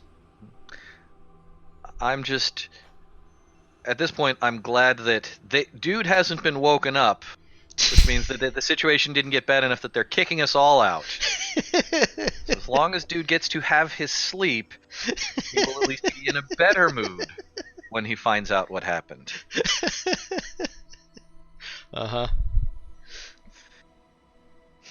Okay. Colleen gets herself a self-driving transformer car and gets a ride to the Exchange of Light, the branch office. It is a little bit more of an elegant office for the city that you're in. It doesn't have quite as much automation, although the doors do open for you, of course. Of course. There's two dudes standing on either side of the sliding doors, waiting. Whoosh.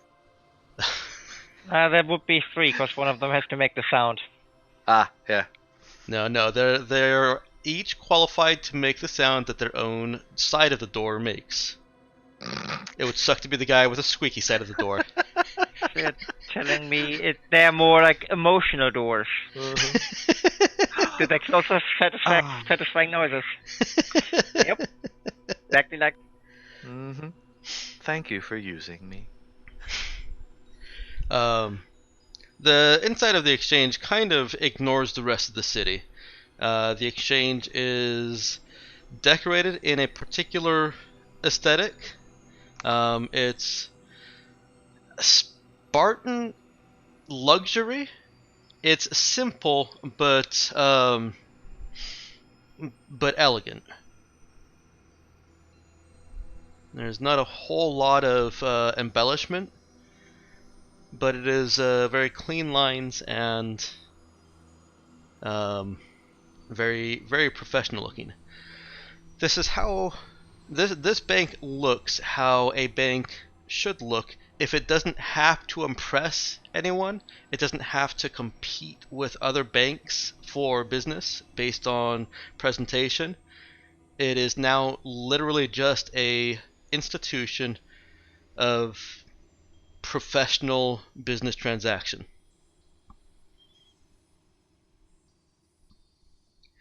And Colleen is greeted on entry. She is asked to step through a genetic ID scanner and state the reason for her visit. Account inquiry. Yeah. And she goes through the genetic ID, no problem. One would hope so. Okay. Well, I was more asking if she doesn't want to.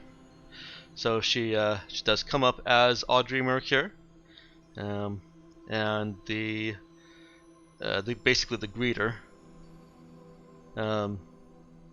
signs her in and says that she will be called when a professional is available. As opposed to. But yeah, no, so right.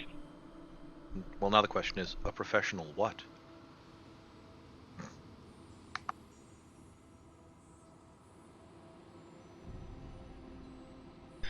Just a basic professional. Excuse me. She doesn't have to wait too long. She's called to. Well, not so much called. Somebody comes down the hallway and approaches and greets her and shakes hand and leads her to his glass-walled office. As Colleen's walking past other offices, she can see other people inside, but can't hear them.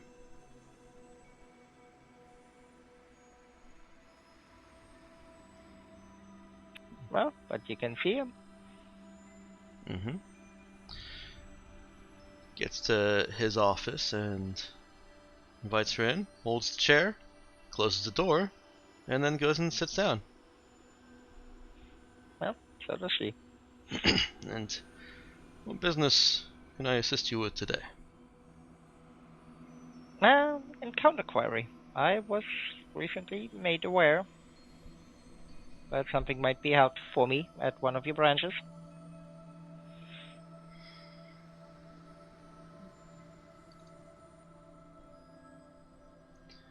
He taps away and brings up a genetic ID scanning device.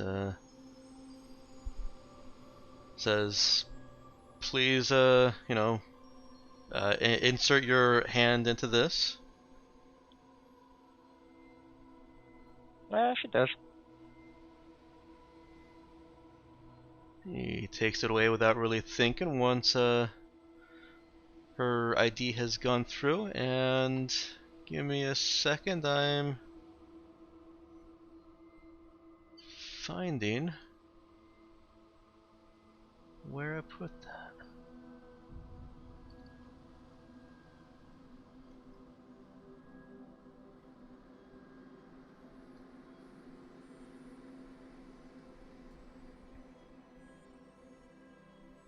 Okay.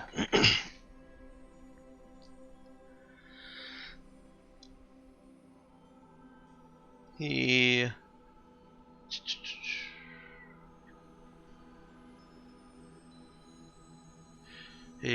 nods and says, "Yes, there is a college fund trust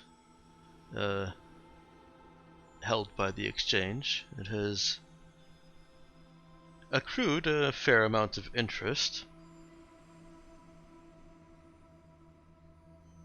and presents the balance to her on the flat table in front of her. She can recall as she was passing by other offices that this whatever was on any of the tables in front of people was not visible through the glass walls in. So there is that much less privacy concern, at least observationally. That balance, and I'm actually going to put it into text. One. $1 million.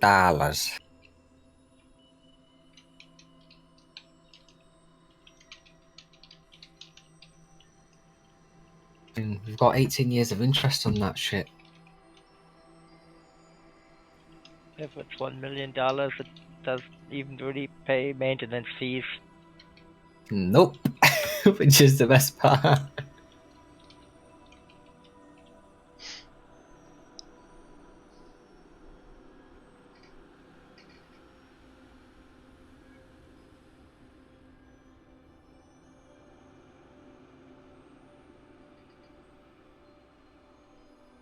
Okay, that's maybe a little bit more than anticipated. Probably a little bit more. Yeah, that's actually that is a whole year of maintenance. Wait, no, it's more than that. It's helpful, is what it is. Helpful. Yeah, we'll just go with that.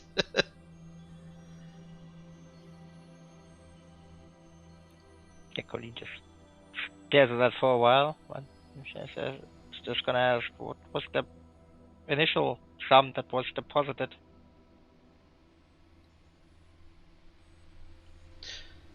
He brings up statements, going all the way back and showing the interest accrual, and it appears that just about 8 million credits was initially put in for her college fund. The deposits came from quite a number of sources, but there is one very large source, and that would be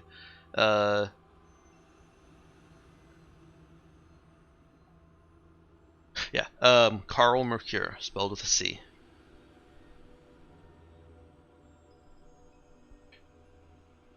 All right. He accounts for about 70% of the contributions.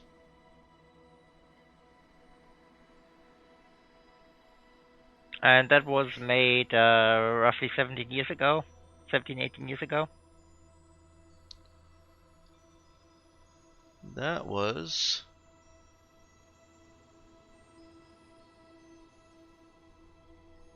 the fund opened up in early 32-34.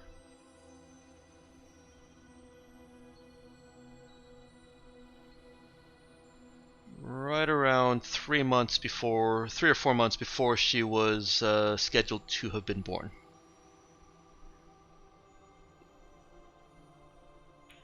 Alright. Uh, does that account come with any stipulations, or how exactly is it set up? It does.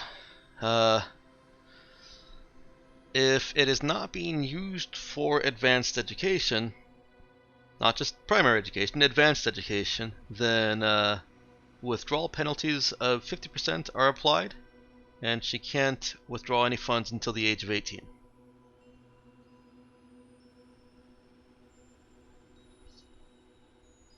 Alright. What stipulations are there for advanced education? As kind of what is considered advanced education? Enrollment in any approved university. It doesn't have to be on Lamiera. You just have to be able to. It has to be a exchange approved university for this purpose.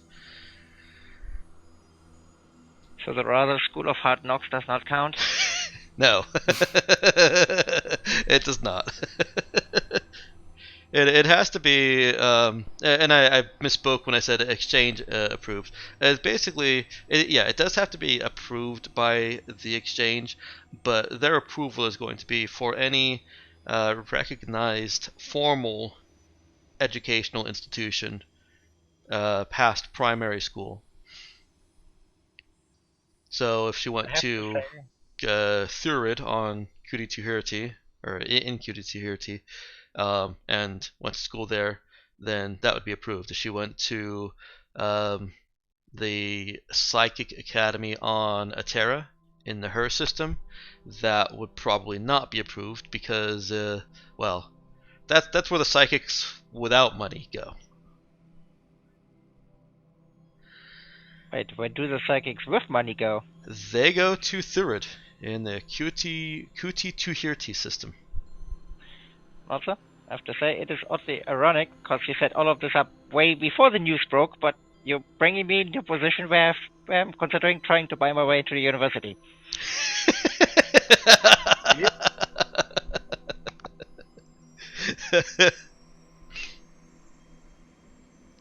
I'm just playing the character origins as they were. Or maybe you knew all along. You were part of it. I am the Illuminati. Spelled with an A-U-G-H-T-Y. Just so I don't get, killed or whatever. Yeah. If only it had higher education. So you're not a member of a century. You see, they're cutting Mel out. They don't want him to talk. Yep, he's being censored. you broke up, Mel. Yes, I figured as much. I just pointed out that since you changed the spelling, you're clearly not a member of the 18th century Bavarian Students' Union. No, Yep. definitely not. 18th century Barbarian Students' Union might be fun.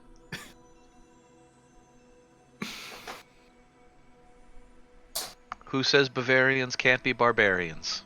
Probably the Bavarians.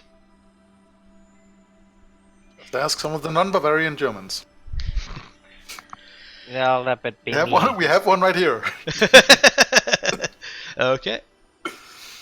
He asks if she would like a list of universities that are recommended. Absolutely. Okay. And how would it work if she were to enroll in everything? She would have access to the funds, or how does it work? The university would basically set up a transaction with the exchange where all of her housing, her room board, and the actual educational fees would all just be being paid from the fund. She would be allotted a small amount of spending money based on where the university is. Some places, cost more. But no, she wouldn't be able to just take money out. Alright, and the other way would be to basically, with the 50% penalty, to close down the account?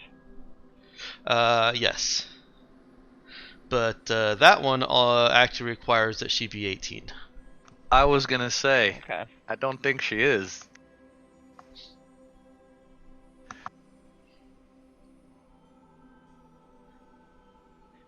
Right?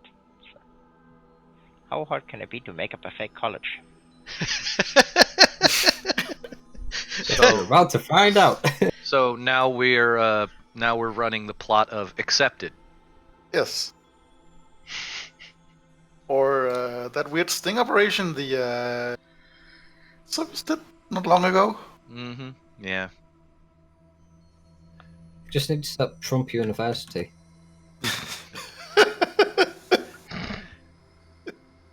Well, Totally then legit. it would have a reason to have to suddenly disappear and go bankrupt like 2 weeks after the money comes out. Yeah, I was just gonna say, in that case, she never sees the money. That's And surprisingly, it cost 10 million just to register. Who would have thought it would cost so much and then go bankrupt? But yeah, she would take the list with her. Thank him for his time and she'll review that. God damn it, me too. Yeah, I was just gonna say, you are putting yourself in these situations. Yes, and I have written into the each of the planets, those that have the languages helped me to define their educational systems quite a lot. So I have the information for most of the planets. It just needs to be compiled now.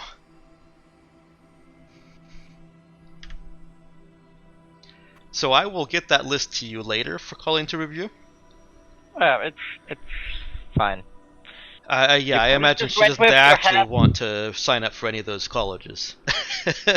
Well, that's not entirely true. Okay. If you remember what she did previously of looking into getting certifications and shit like that. Mm-hmm. Okay, but yeah, for now it's perfectly fine if she has a list and it has stuff on it. Mm-hmm. That works.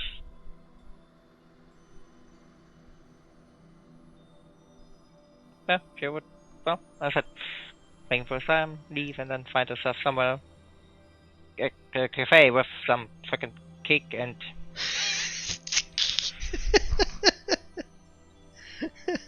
But some she just coffee had to cake. review that. That was quite a while ago. Things have been stressful. What? Okay. Yeah, she can find she can just find a completely fully automated cafe. Yeah, sit down at a table. You bring a menu up. Can she find one with people? Does she want one with people? Yeah, people are irritating, but it's the social contact that's important. Does she want one that has people as customers or as staff? Both? Okay. She'll have to search. Yeah, might as well. Yeah, it's not difficult. Not even gonna make you roll for any of it. But she does have to travel a little ways to get to one that is here it's called a vintage cafe. Apparently in House Charon, vintage means staffed by poor sods making minimum wage. Oh, hey, Starbucks. Well, no, actually, they make a decent wage at Starbucks. They It'd be do. any of the competing ones that are trying to. And I'm actually being disingenuous to make a joke. The people that are staffing the vintage cafes are actually paid a decent amount. The prices are higher, and it is that customer interaction that that they're being paid for. It's almost like the tourism center of Tsos, where you go to a certain place and you've got the culture team, and they're better at what they do, and you're paying more for it. Well, as long as there are no glowing strands of hair in my coffee. No. No, she would go there. Okay. She is able to sit down, tell somebody what she wants, have them make suggestions, and then they bring out what she's asked for. Alright. Sure. Have that. Check a certain mailbox. There are no new messages. And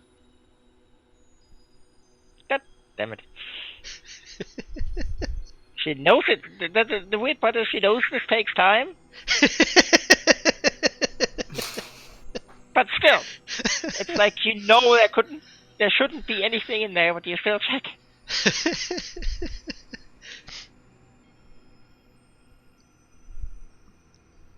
And she will shoot off one of the encoded and K code over to Zoe. That she might need for help. That she has a couple of ideas, and if Zoe could send her the files of literally everything about those scavengers that had her, that she can find. Okay. XO. Over. Of course. She receives a fairly quick response back, not within seconds, but she hasn't finished her cake yet, so pretty quick. It begins with, "Ha! I knew you were part of the Raza. You're gonna go get those guys, aren't you?" And the rest is the attachments that she has requested.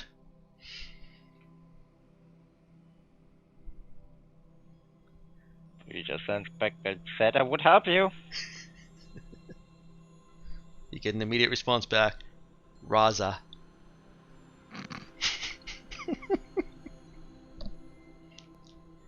It's one line back, you're as annoying as me. And immediate response, XOXO. Yeah, she just sends a heart back.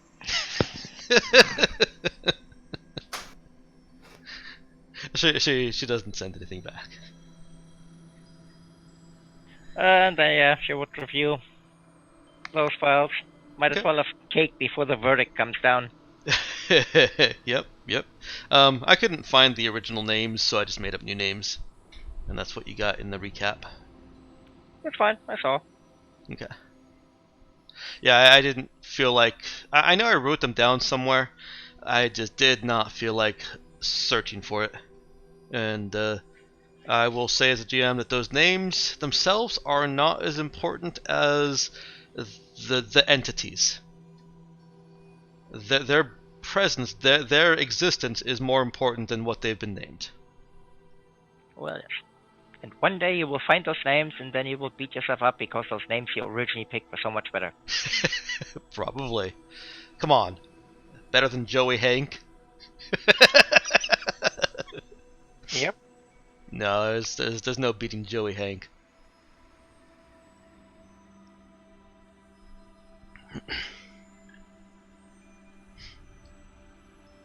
Okay. So she's searching for them. For all you know, someone named Joey Hank could be watching our stream right now. Poor Joey.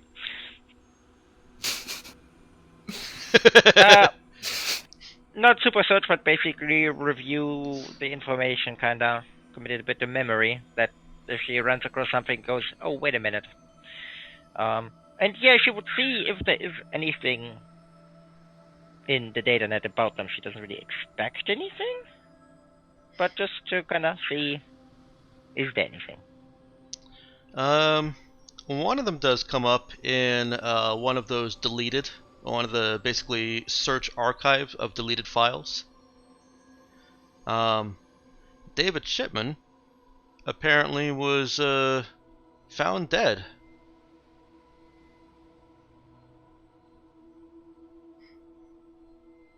The date of the article is May 12th, 3250.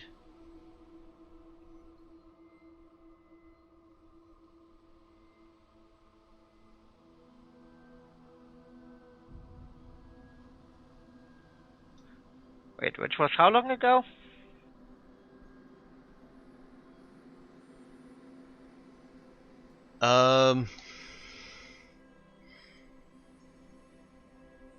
The current date is February 16th, 3251.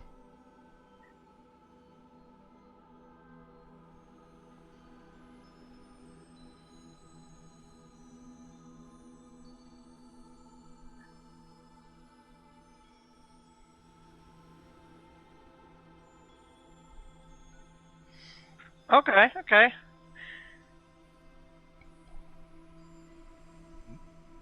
Can she, like, recover that article somehow?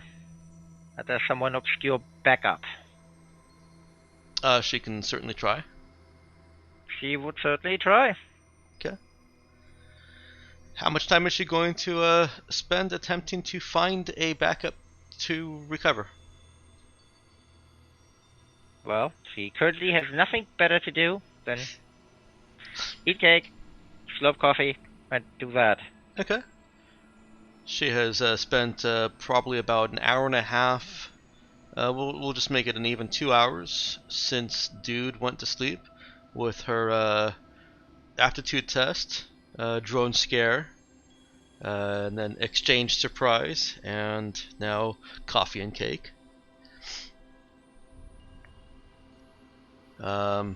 That's a 2-hour window for Nemo. Is he going to spend more time? Sure. Yeah. Okay.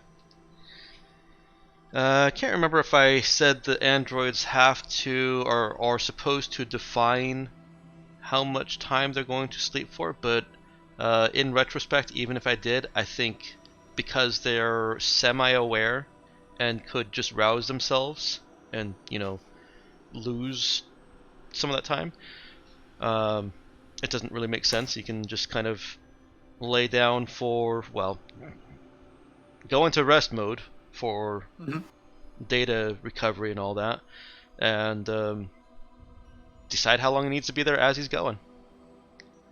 Right.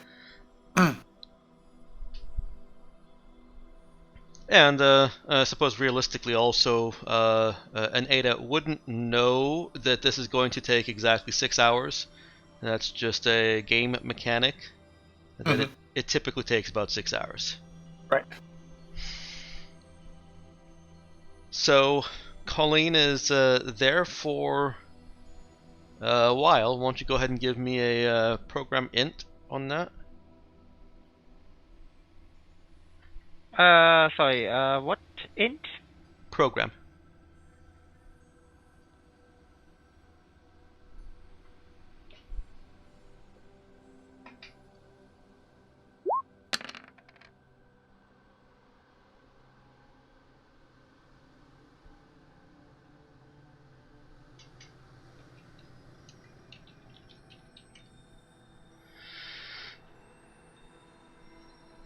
Good, Mom's still not here.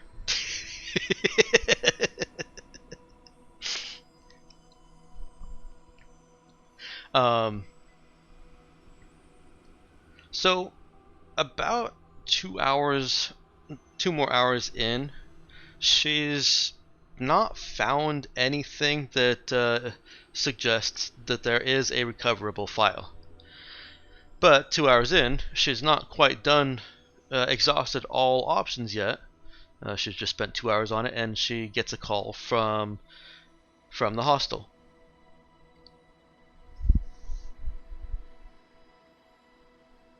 Okay. We'll take it. The hostel is now getting a name since it is a featured location.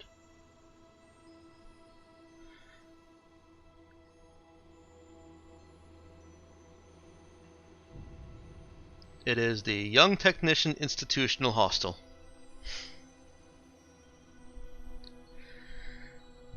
So you're saying dude got institutionalized? Again, yeah. I was waiting for that joke. Well, it was there for the taking.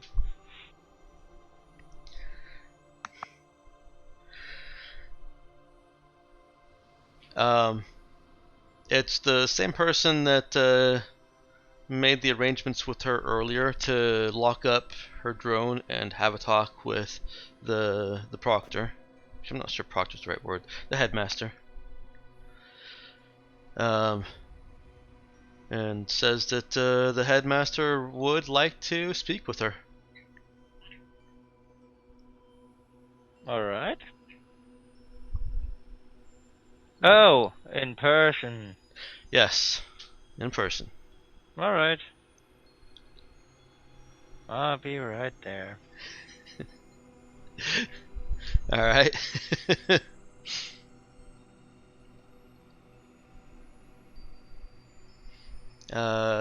While she's being driven over by the Transformer autocar, she receives a message. Her inbox pops up. Really? Now? Now? Really? Alright. It's from Zoe. Oh, different inbox. Yes. Yeah, you need to specify which inboxes pop back up here. They're separate inboxes.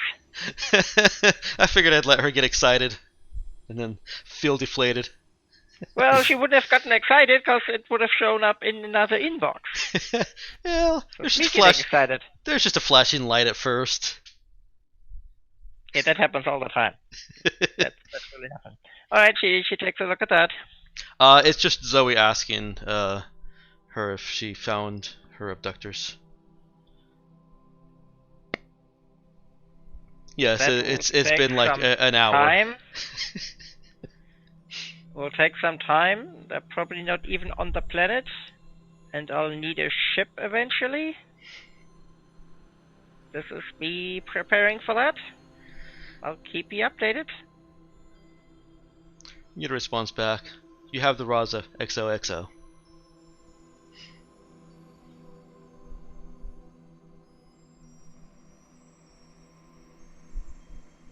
If I did, I wouldn't be here. And no response. You have picked up a a compatriot who is really bad at spy game stuff. True, but super rich and influential. That will not prevent her from ruining everything. Well, no fairness, it's written in a pretty damn good cipher. Yeah. It's all about cake recipes. Yeah. That's what they're sending each other. As long as she keeps her actual physical mouth shut, I think we'll be alright. Colleen arrives back at the hostel. What is it? I'm no Son Goku, but I am just saying. You can leave now. Mm-hmm. Not even gonna dignify that with a groan. Nope. Come on, terrible Dragon Ball Z puns are the best. No, also you would have to stretch it out over 5 or 6 episodes. I was gonna say, yeah, I'd still be making that joke 2 weeks later. No, not the same joke. You would have to start the joke now and then finish That's right. weeks later. The anticipation for the joke would have built to a huge amount. Over Yeah, 9,000? long... Yep. Yes, and long since deflated, and then the joke happens. And by that time, no one cares. It's over 9,000! Disappointment! Yeah, because the bigger and better joke came along, and there are more groans, and then we have the same problem all over again, just for longer. Sounds about right. Alright, the vehicle lets her off and goes and parks and transforms itself. Or boxes itself up. We really need the Transformer sound effect for that. Mm-hmm. That would get a copyright strike. I nominate Matt for that. Yeah, Yeah. make the Transformer sound. Yeah. No. Go ahead, Matt. Oh, that's not a very good Transformer sound. I know. It's a terrible Transformer That's just sound. you saying no. That's what you get. Boring. No XP for you.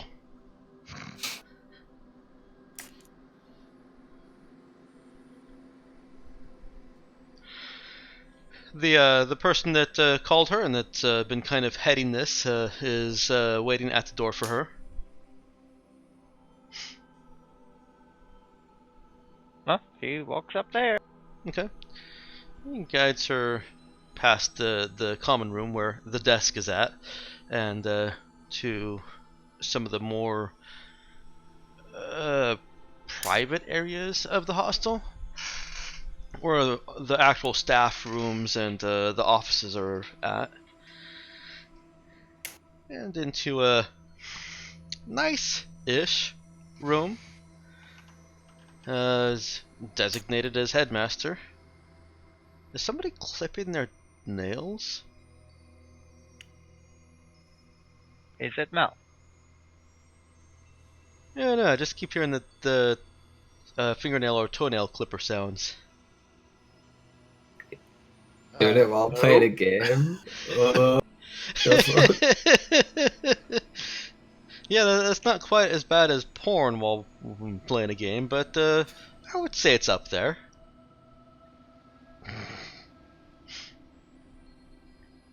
Colleen is let in, and the door is closed behind her. In front of her is an older woman. Gray hair, spectacles, long hair.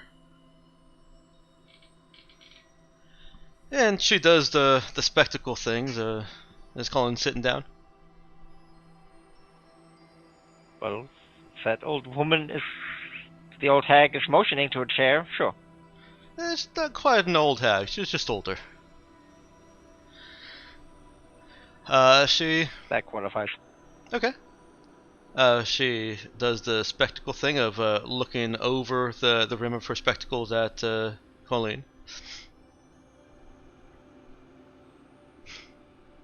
And starts with, young lady, hey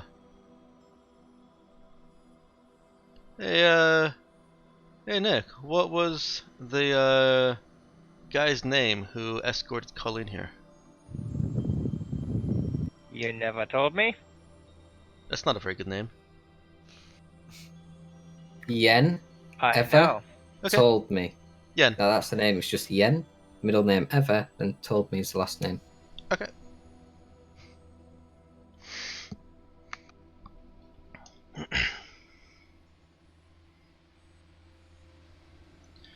She says, Mr. Yen told me what happened, and that he truly believes that you're apologetic for misunderstanding.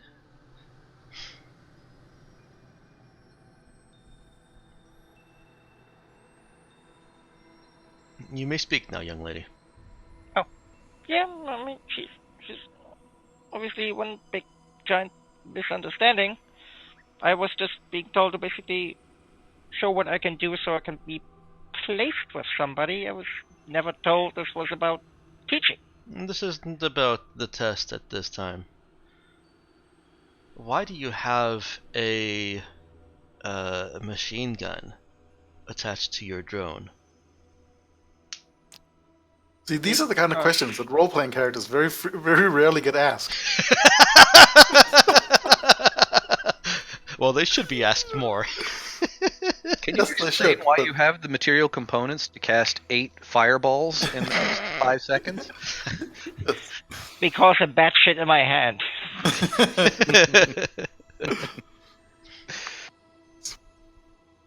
Well, I worked off planet a lot. Oh, I missed that. What'd you say? Dangerous wildlife. She said I worked off planet a lot. In pretty dangerous environments. That's what the drone is built for. Do you work alone? For the most part.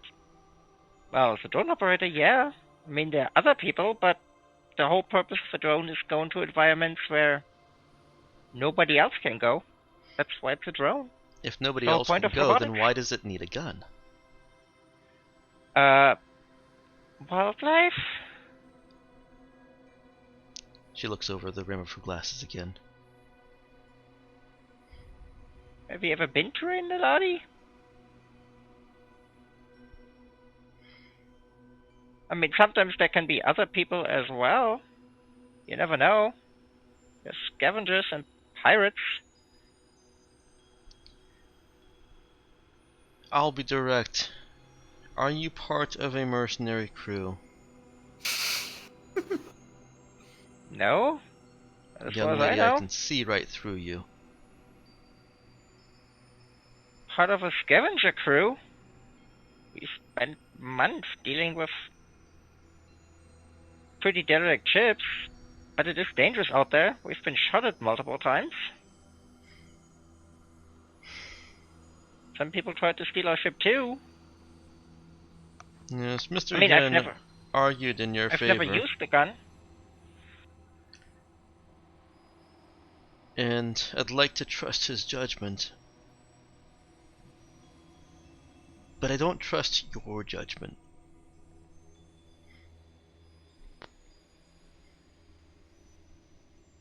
Where were you schooled?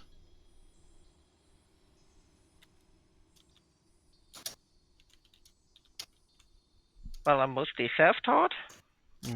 Okay.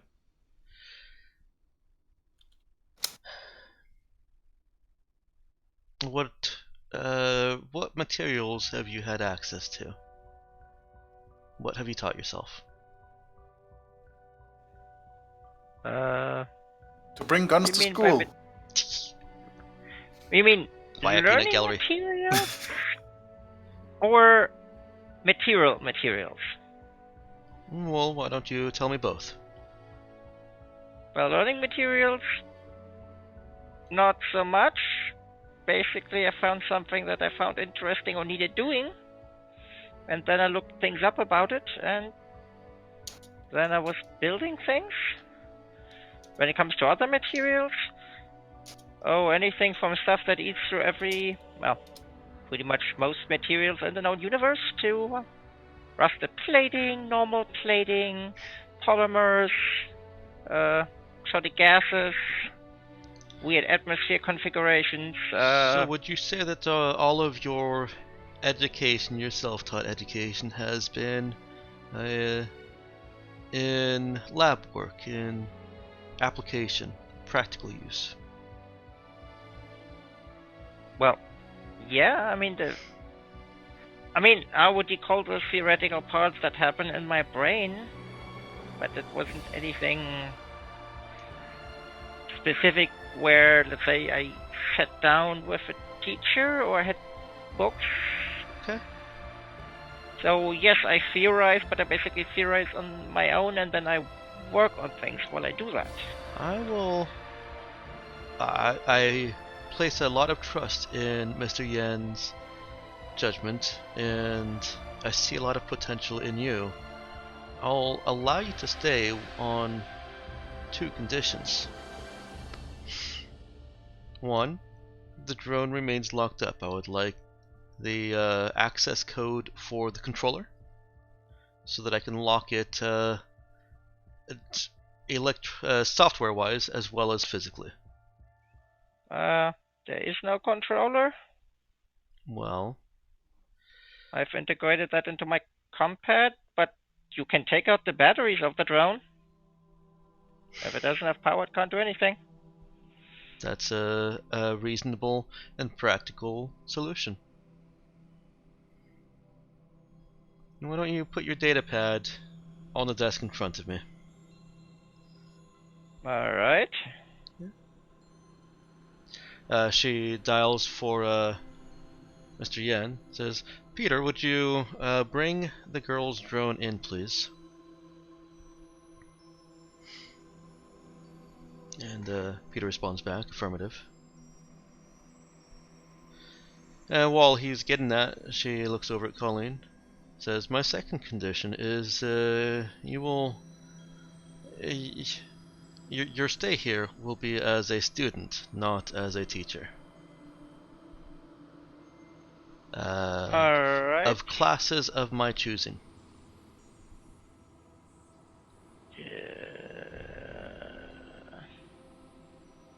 Can you at least pick something interesting, please? I will pick something that I think you could use some brushing up on. Alright.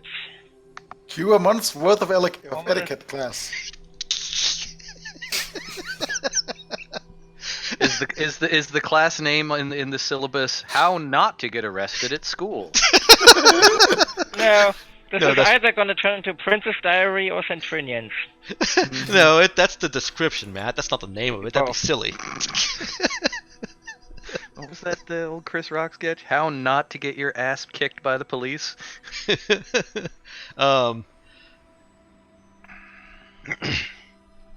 Peter comes in with the drone after a moment, and she looks it over.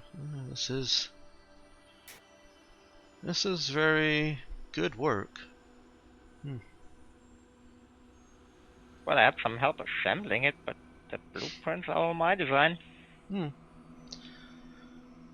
And as she's working her way towards the battery, and who assisted you in its assembly? Oh, my dad. I mean, uncle. Sorry, uncle. Peter, just aside says, shit, I forgot dude's fake name.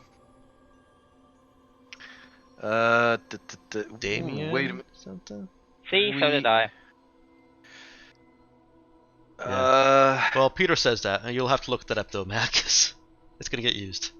Well, no, I'm trying to remember the order of operations because I think we had one fake name and then I've made another one since then that we used to go get Colleen.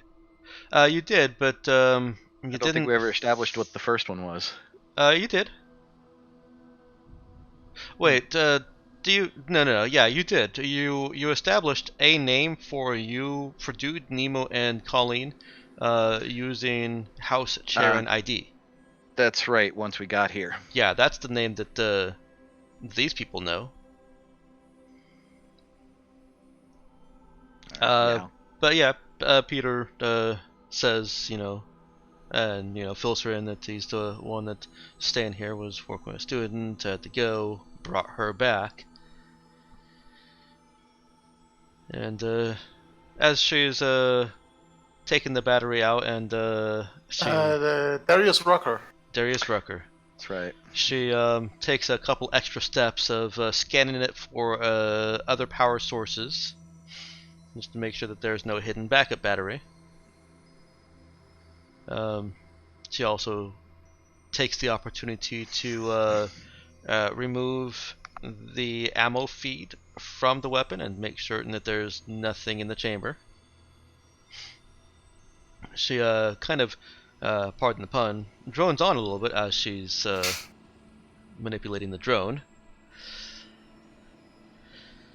Young Technician Institutional Hostel receives a lot of troubled youth that may not have opportunities elsewhere. It's an opportunity for both the youths and the staff here to better themselves. And to that end, I think we will start you with some courses that will expand your situational awareness and judgment of consequences. So etiquette. Well, not like princess etiquette, No. but Yes. Oh, but yes. Nemo would like to nominate this woman for a medal. Question, Mel, do you think Colleen will actually learn any or retain any of it? Not at all, but, all for her efforts. And once she is finished with disarming and depowering the drone, she puts the clip and the battery in separate bags. Tells Peter to go find a locked box for the ammo, and make certain that the battery is secured and not exposed to any elements, and lock them all up. And looks back at Colleen. And I feel like this is a place you would have benefited from long ago. I can see that you're brilliant. And it would be a shame for that brilliance to go unrecognized because you spend years in some prison.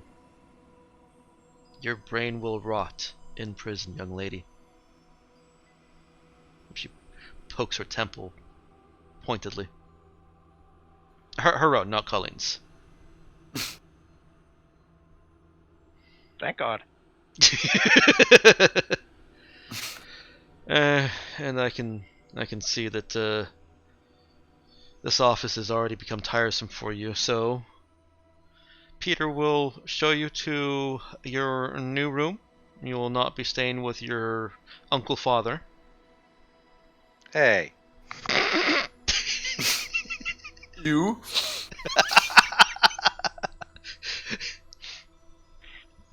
Could be worse. His brother is my mother's husband, father. And she asks if Colleen has any questions. Can you please put something on my schedule that's also interesting? I really like my work.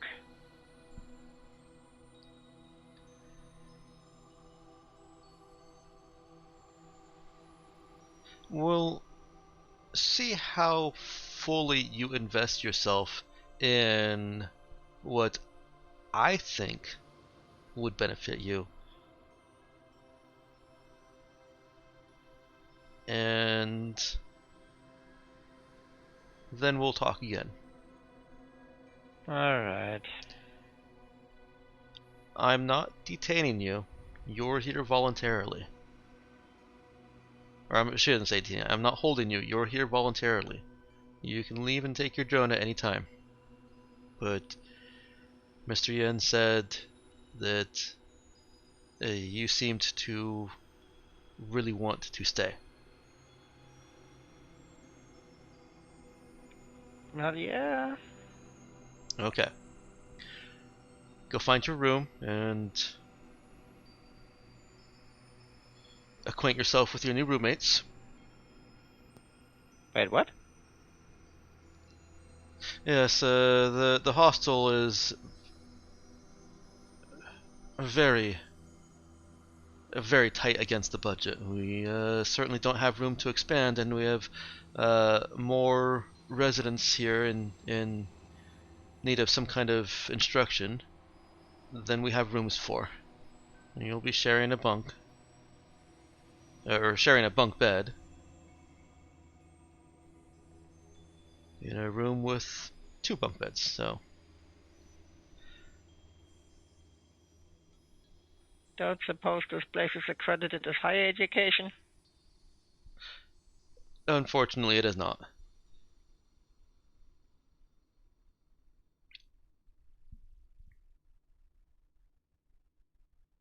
But now Alright. Colleen gets to have a bestie roommate.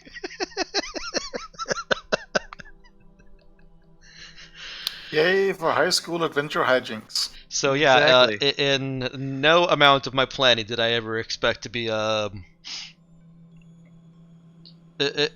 enrolling Colleen in classes Mhm. against her will in a School for the incorrigible?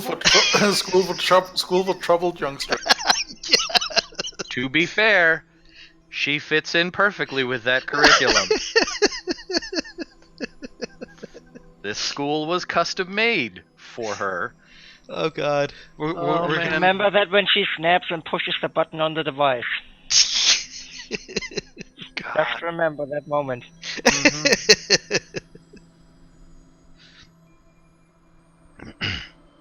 I am not looking forward to figuring out how Dude feels when he wakes up. And I'm very much not looking forward to explaining this to Cap. It's, it's a good thing our main plot isn't at all, isn't at all habitually sidetracked. For yourself. This is the episode that the writers were told, look, we're moving the plot along too quickly. We need to vamp for like 45 minutes. Come up with something. Do not progress the main plot in any way, shape, or form, because if we go to syndication, we're probably not even going to air this episode, so it needs to be skippable and have no information in it. Oh no, this will be a perfect episode to air out of order. Yeah. Yeah. Yeah. Pull a fox and air this the first episode. Mm-hmm. All right. Colleen is escorted to her new room.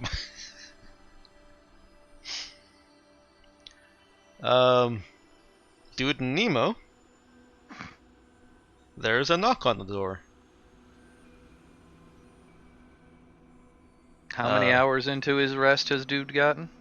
Let's see. We've gotten about 4 hours of Colleen up to the end of the coffee shop.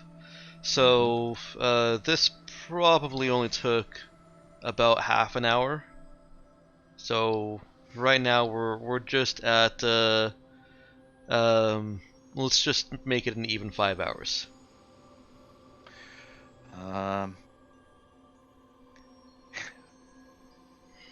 Would you be okay with me rolling an exert check at a negative to see if I even wake up? Sure, that sounds fun. What do you think is a modifier for 5 hours of sleep after 30 hours up? I would only -2? do it at a -1. Okay. Remember, the modifiers in this game make a lot more impact because of both the lower result range and the bell curve on it. Gotcha. What would you say is the Strength, exert, difficulty? Say constitution? 8? Yeah, I'd say so. Okay. Exert Constitution? For that matter, then well, we'll make it a 6 because you're applying a modifier. And yes, Okay. it would be exert con.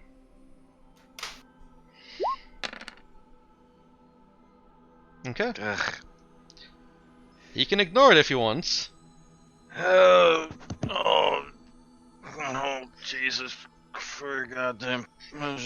Oh. Now we should- Is Nemo standing in the room, or Nemo? No, Nemo's like off in a corner doing his android sleep, right? Mm-hmm. Okay. Also, now we should get an adrenaline flash, cause Colleen is not there. Well, he won't know that until he actually wakes up. The knock is what gets him But- the grumble Nemo grumble. will reactivate as well upon hearing that knock. And dude kind of... Okay. Yeah. Mr. Rucker, there's... May I come in? I mean, dude fell asleep in his clothes, so he just kind of rolls over and sits on the bed. Yeah. I need to have Sure. a word with you about, your Darlene. Your Darlene? Mm-hmm. Yes. Yeah. You Opens sure the door have and been a come in. terrible father. Uh-huh.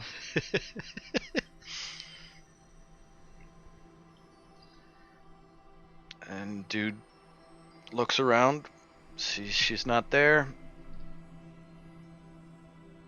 Okay. What's going on? Well, she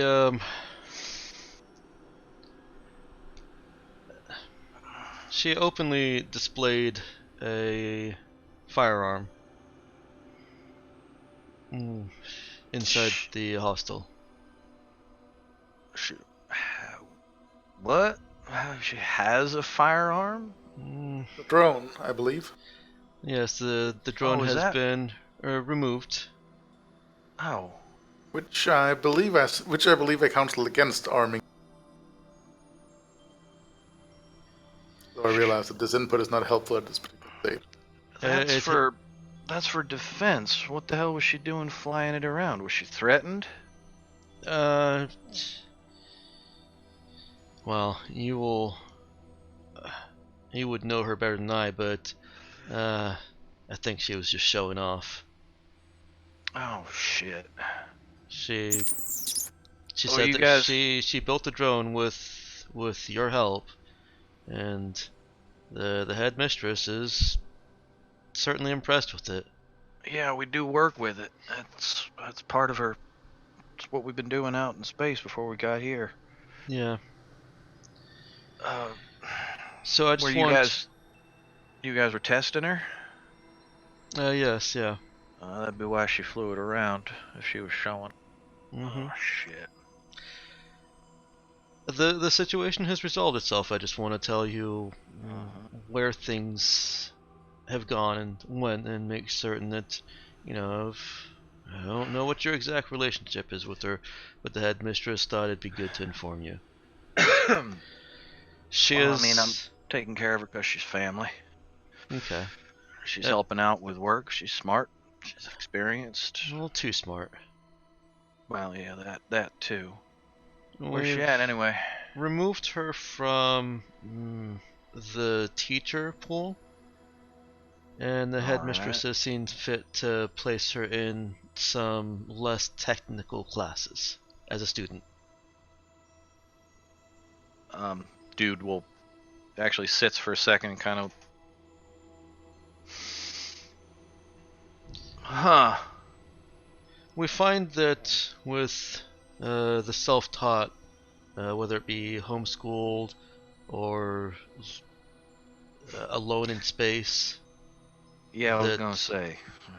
some of the more delicate social cues are lost.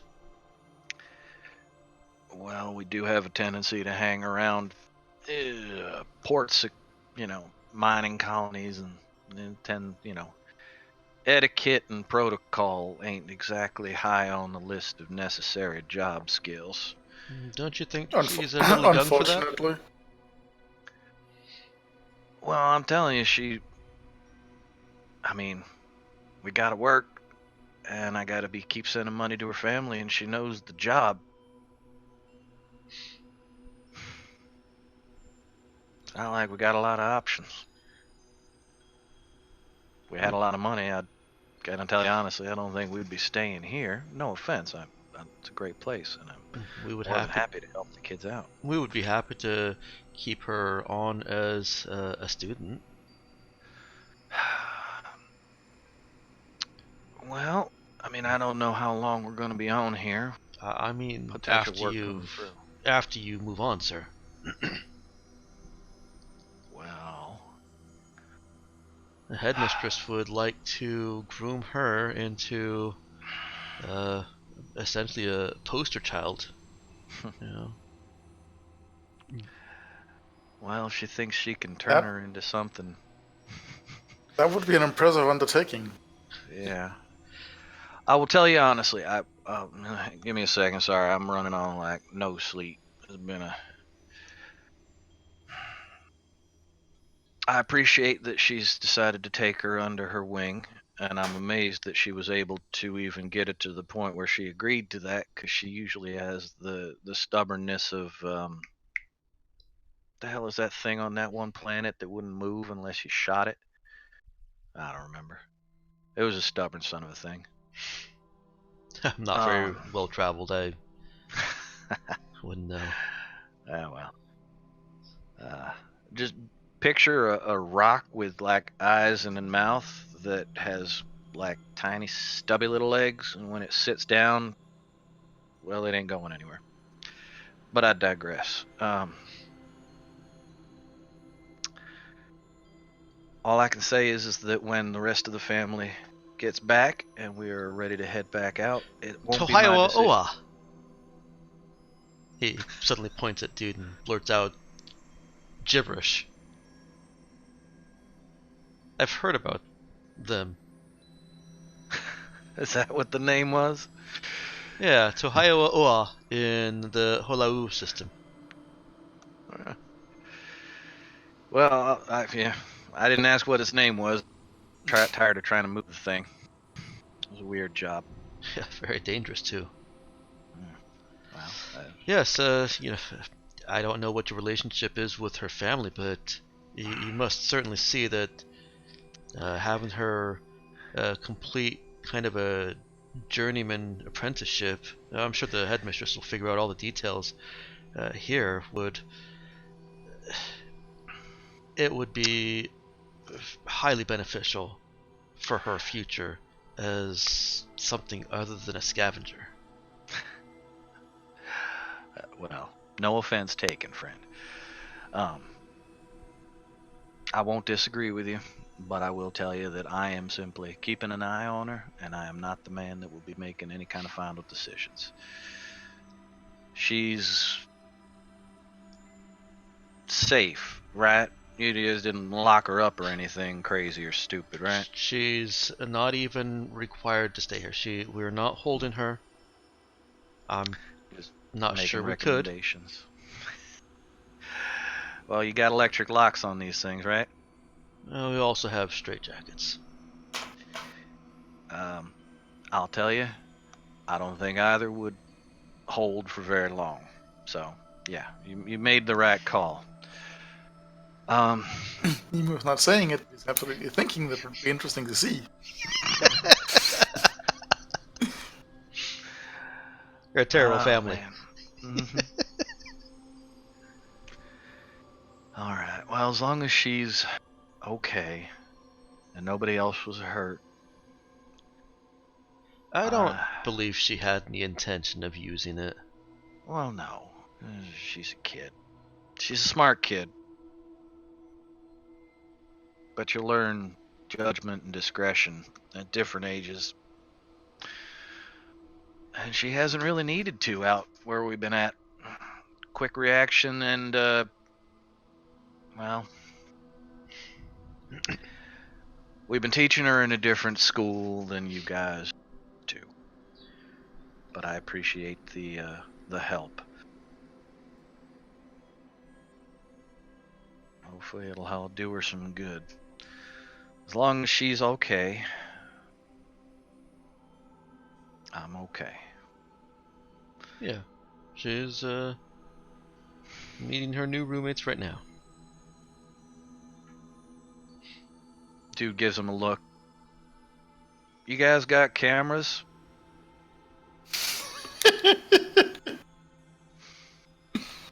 What, you mean like in the room? Yeah. No. Okay. I was just saying I would probably pay money to see how that turns out.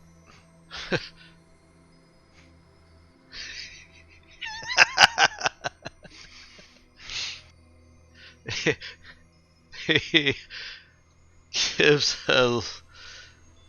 he doesn't really know the joke, but he's kind of smiling and chuckling along with it.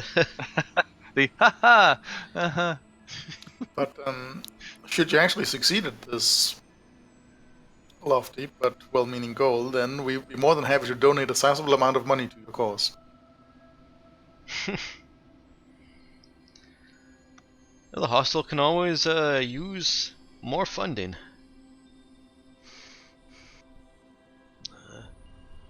I hope we can meet your expectations.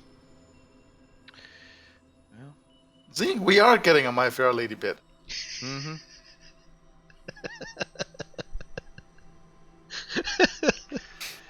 Yep, I'm just saying this is gonna beat Centurions. Well, I appreciate the heads up. Well, as long as she's safe and being relatively cooperative, at least as far as that word holds meaning in her particular dictionary. No offense, but I could still use some sleep, my friend. As long as I don't have to sign any paperwork or anything. No, but if you said that you're caring for her on behalf of someone else, Headmistress Sterling would like to speak with whoever is her guardian, legal or otherwise. Well, that'd be the captain of our particular crew. She's out on a job of indeterminate time. We were left behind just to sort of, not necessarily to our own devices, but we had things to accomplish here and we weren't needed on that particular job, so I'm hoping she'll be back soon. I will definitely send out a note to her over the, galactic comms, and I will let you know if I hear back when she expects to be back here. Wonderful. I'll let you get back to sleep. Much appreciated, my man. And he leaves. Mm-hmm. Oh, that was an unexpected turn of events. Oh man, oh man. It did say there was no cameras in here, right? Yes. I believe so. Good. They won't hear me say that I'm gonna throttle her next time I see her. Oh. Man. At what point does being a potentially murderous mercenary musician turn into babysitter? Got a really weird career trajectory going.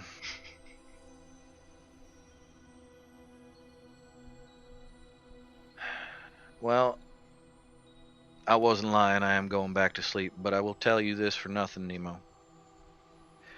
I'm still going to hold up my end of the bargain. This is on me to explain to Cap. You can just sit back and laugh however it is, Android. That is much appreciated.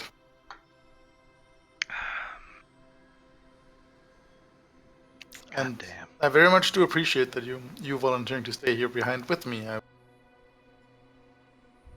wouldn't even want to project how these scenarios would have unfolded if I handled it myself.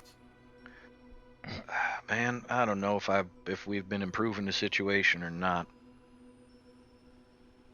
I know Colleen thinks that she would have been fine if we had just left her alone on here. I'm reasonably certain she'd probably still be sitting in a cell somewhere. Either that or she'd have gotten herself shot. Well, I propose that the next time we have to flee a planet, flee in the wake of the Derringer, we leave her behind and see how it turns out when we come back to collect her. Yeah. Well, I think that'd be a tough sell on Cap. It would. Yes, and also, sadly, a sample size of 2 is insufficient for any meaningful statistical data. Well, you ain't wrong there. I'm thinking if we try this one more time and we leave her behind, we'll come back 6 weeks later to find half a planet in a smoking crater. Also not unlikely. Man, she just attracts trouble. How many days has it been since Cap left the system? Hang on real quick. I feel like we're on day 3? Day 3? I don't know. I've not been keeping track personally.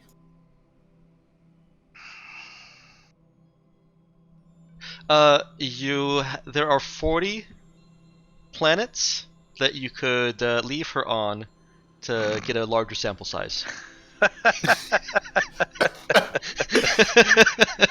Well, if we're going to do this with proper scientific rigor, I think we need to start working the statistics. Yes.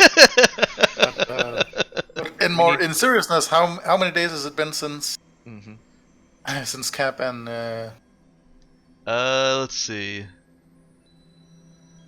Hugo left?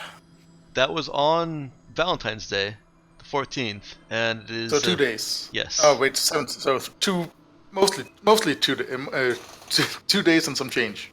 Yeah. Mm-hmm. And we're projecting at the fastest turnaround they could do is 4 days. 5 days because they need to refuel. Oh right, I forgot to calculate in the fuel. So, in the optimal scenario, we'd only need to last 3 more days here.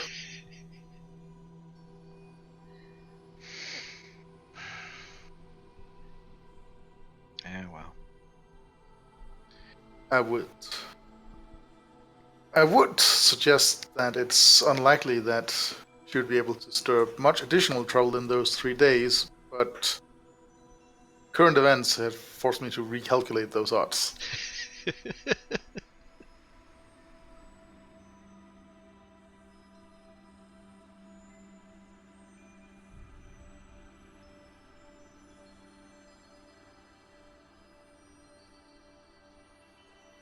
Well, we could make a little single person sized dropship, fly past an orbit, pop her out, come back a couple of weeks later, see if the planet's still there. Maybe next time, if we find ourselves in a situation where we need to lay low on a planet and you find a safe house for us and create cover identities, we could try posing as pillar-dwelling desert hermits. Did you say pillar dwelling? Mm-hmm. Yes, that's a thing. Yeah, they sit on top of a pillar out in the desert. Oh, you mean a single occupant pillar? Mm-hmm. Yes.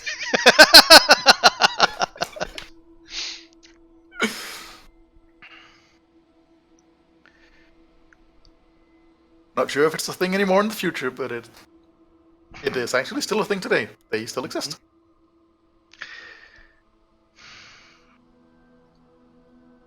Nemo, I'm thinking the next time we need to leave any part of the crew behind on a planet, I'm just hoping Cap takes Colleen with her. Agreed. That would be a more sensible option. Of course, the only reason we needed to leave someone behind in the first place was because she had run off on her own. I know. Otherwise, we'd be taking a nice, week-long vacation down here. I get it. Exactly. Yeah, well. I'm going to go return back. to your rest. If anything else comes up, I will make sure to alert you. I'm continuing to monitor all accessible frequencies for any mentions of Ultra Mercure or other. All right, man. I appreciate that. And your encrypted internals, you got no way to even get a basic message out to Cap, do you? She's far beyond my range, unfortunately. And we wouldn't be able to encrypt something that would make it through the normal communication channels without just getting decrypted. All right. Now, let me interject here. The things that go out as mail are supposed to be private. Whether a place like La Miera adheres to that or not, that's, that's on them. But they are supposed to be private.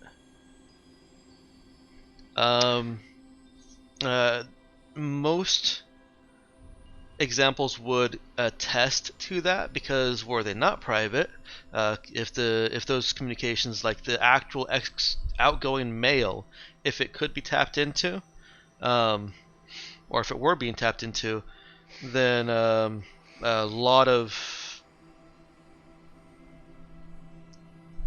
corporate espionage would I was gonna say just out there. And every criminal that ever tried to plan something interplanetary would just be caught immediately. Yeah. The consensus is that those things actually are private, so you don't necessarily need Nemo's comms to do that. You just need to create an outgoing mail. Yeah, but the Cap's not going to be in range of anything she's going to be able to pick it up from. Well, no, she's not. Yeah. And there's still the potential risk of it being intercepted. I mean, Mm-hmm.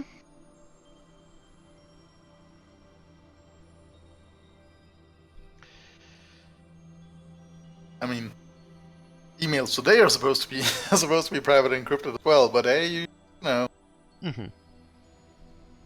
Yeah, the risk is there, but the expectation is that there's Yes. security Yes. and privacy. But if you're an actual wanted terrorist, then you should probably calculate with significantly higher odds of someone being interested in your mail correspondence. Yeah. Yeah, that's fair. Yeah. Dude just goes back to sleep. Oh, wait, hang on. As he sits back in bed, he fishes his data pad out from probably sort of a little shelf behind his pillow, and he taps out a short text message that just to Colleen, data pad, that just says, "You moron." Hits send and goes back to sleep. Aww. Get something straight back. You wanted me to stay here, unlike other people that keep my promises. He's already going back to sleep. He'll get that message after he wakes up.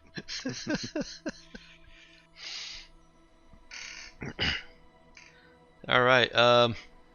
Unless any one of the three of you, or even Hugo, have anything that they want to do as a last end of the session thing, this feels like a good place to call it.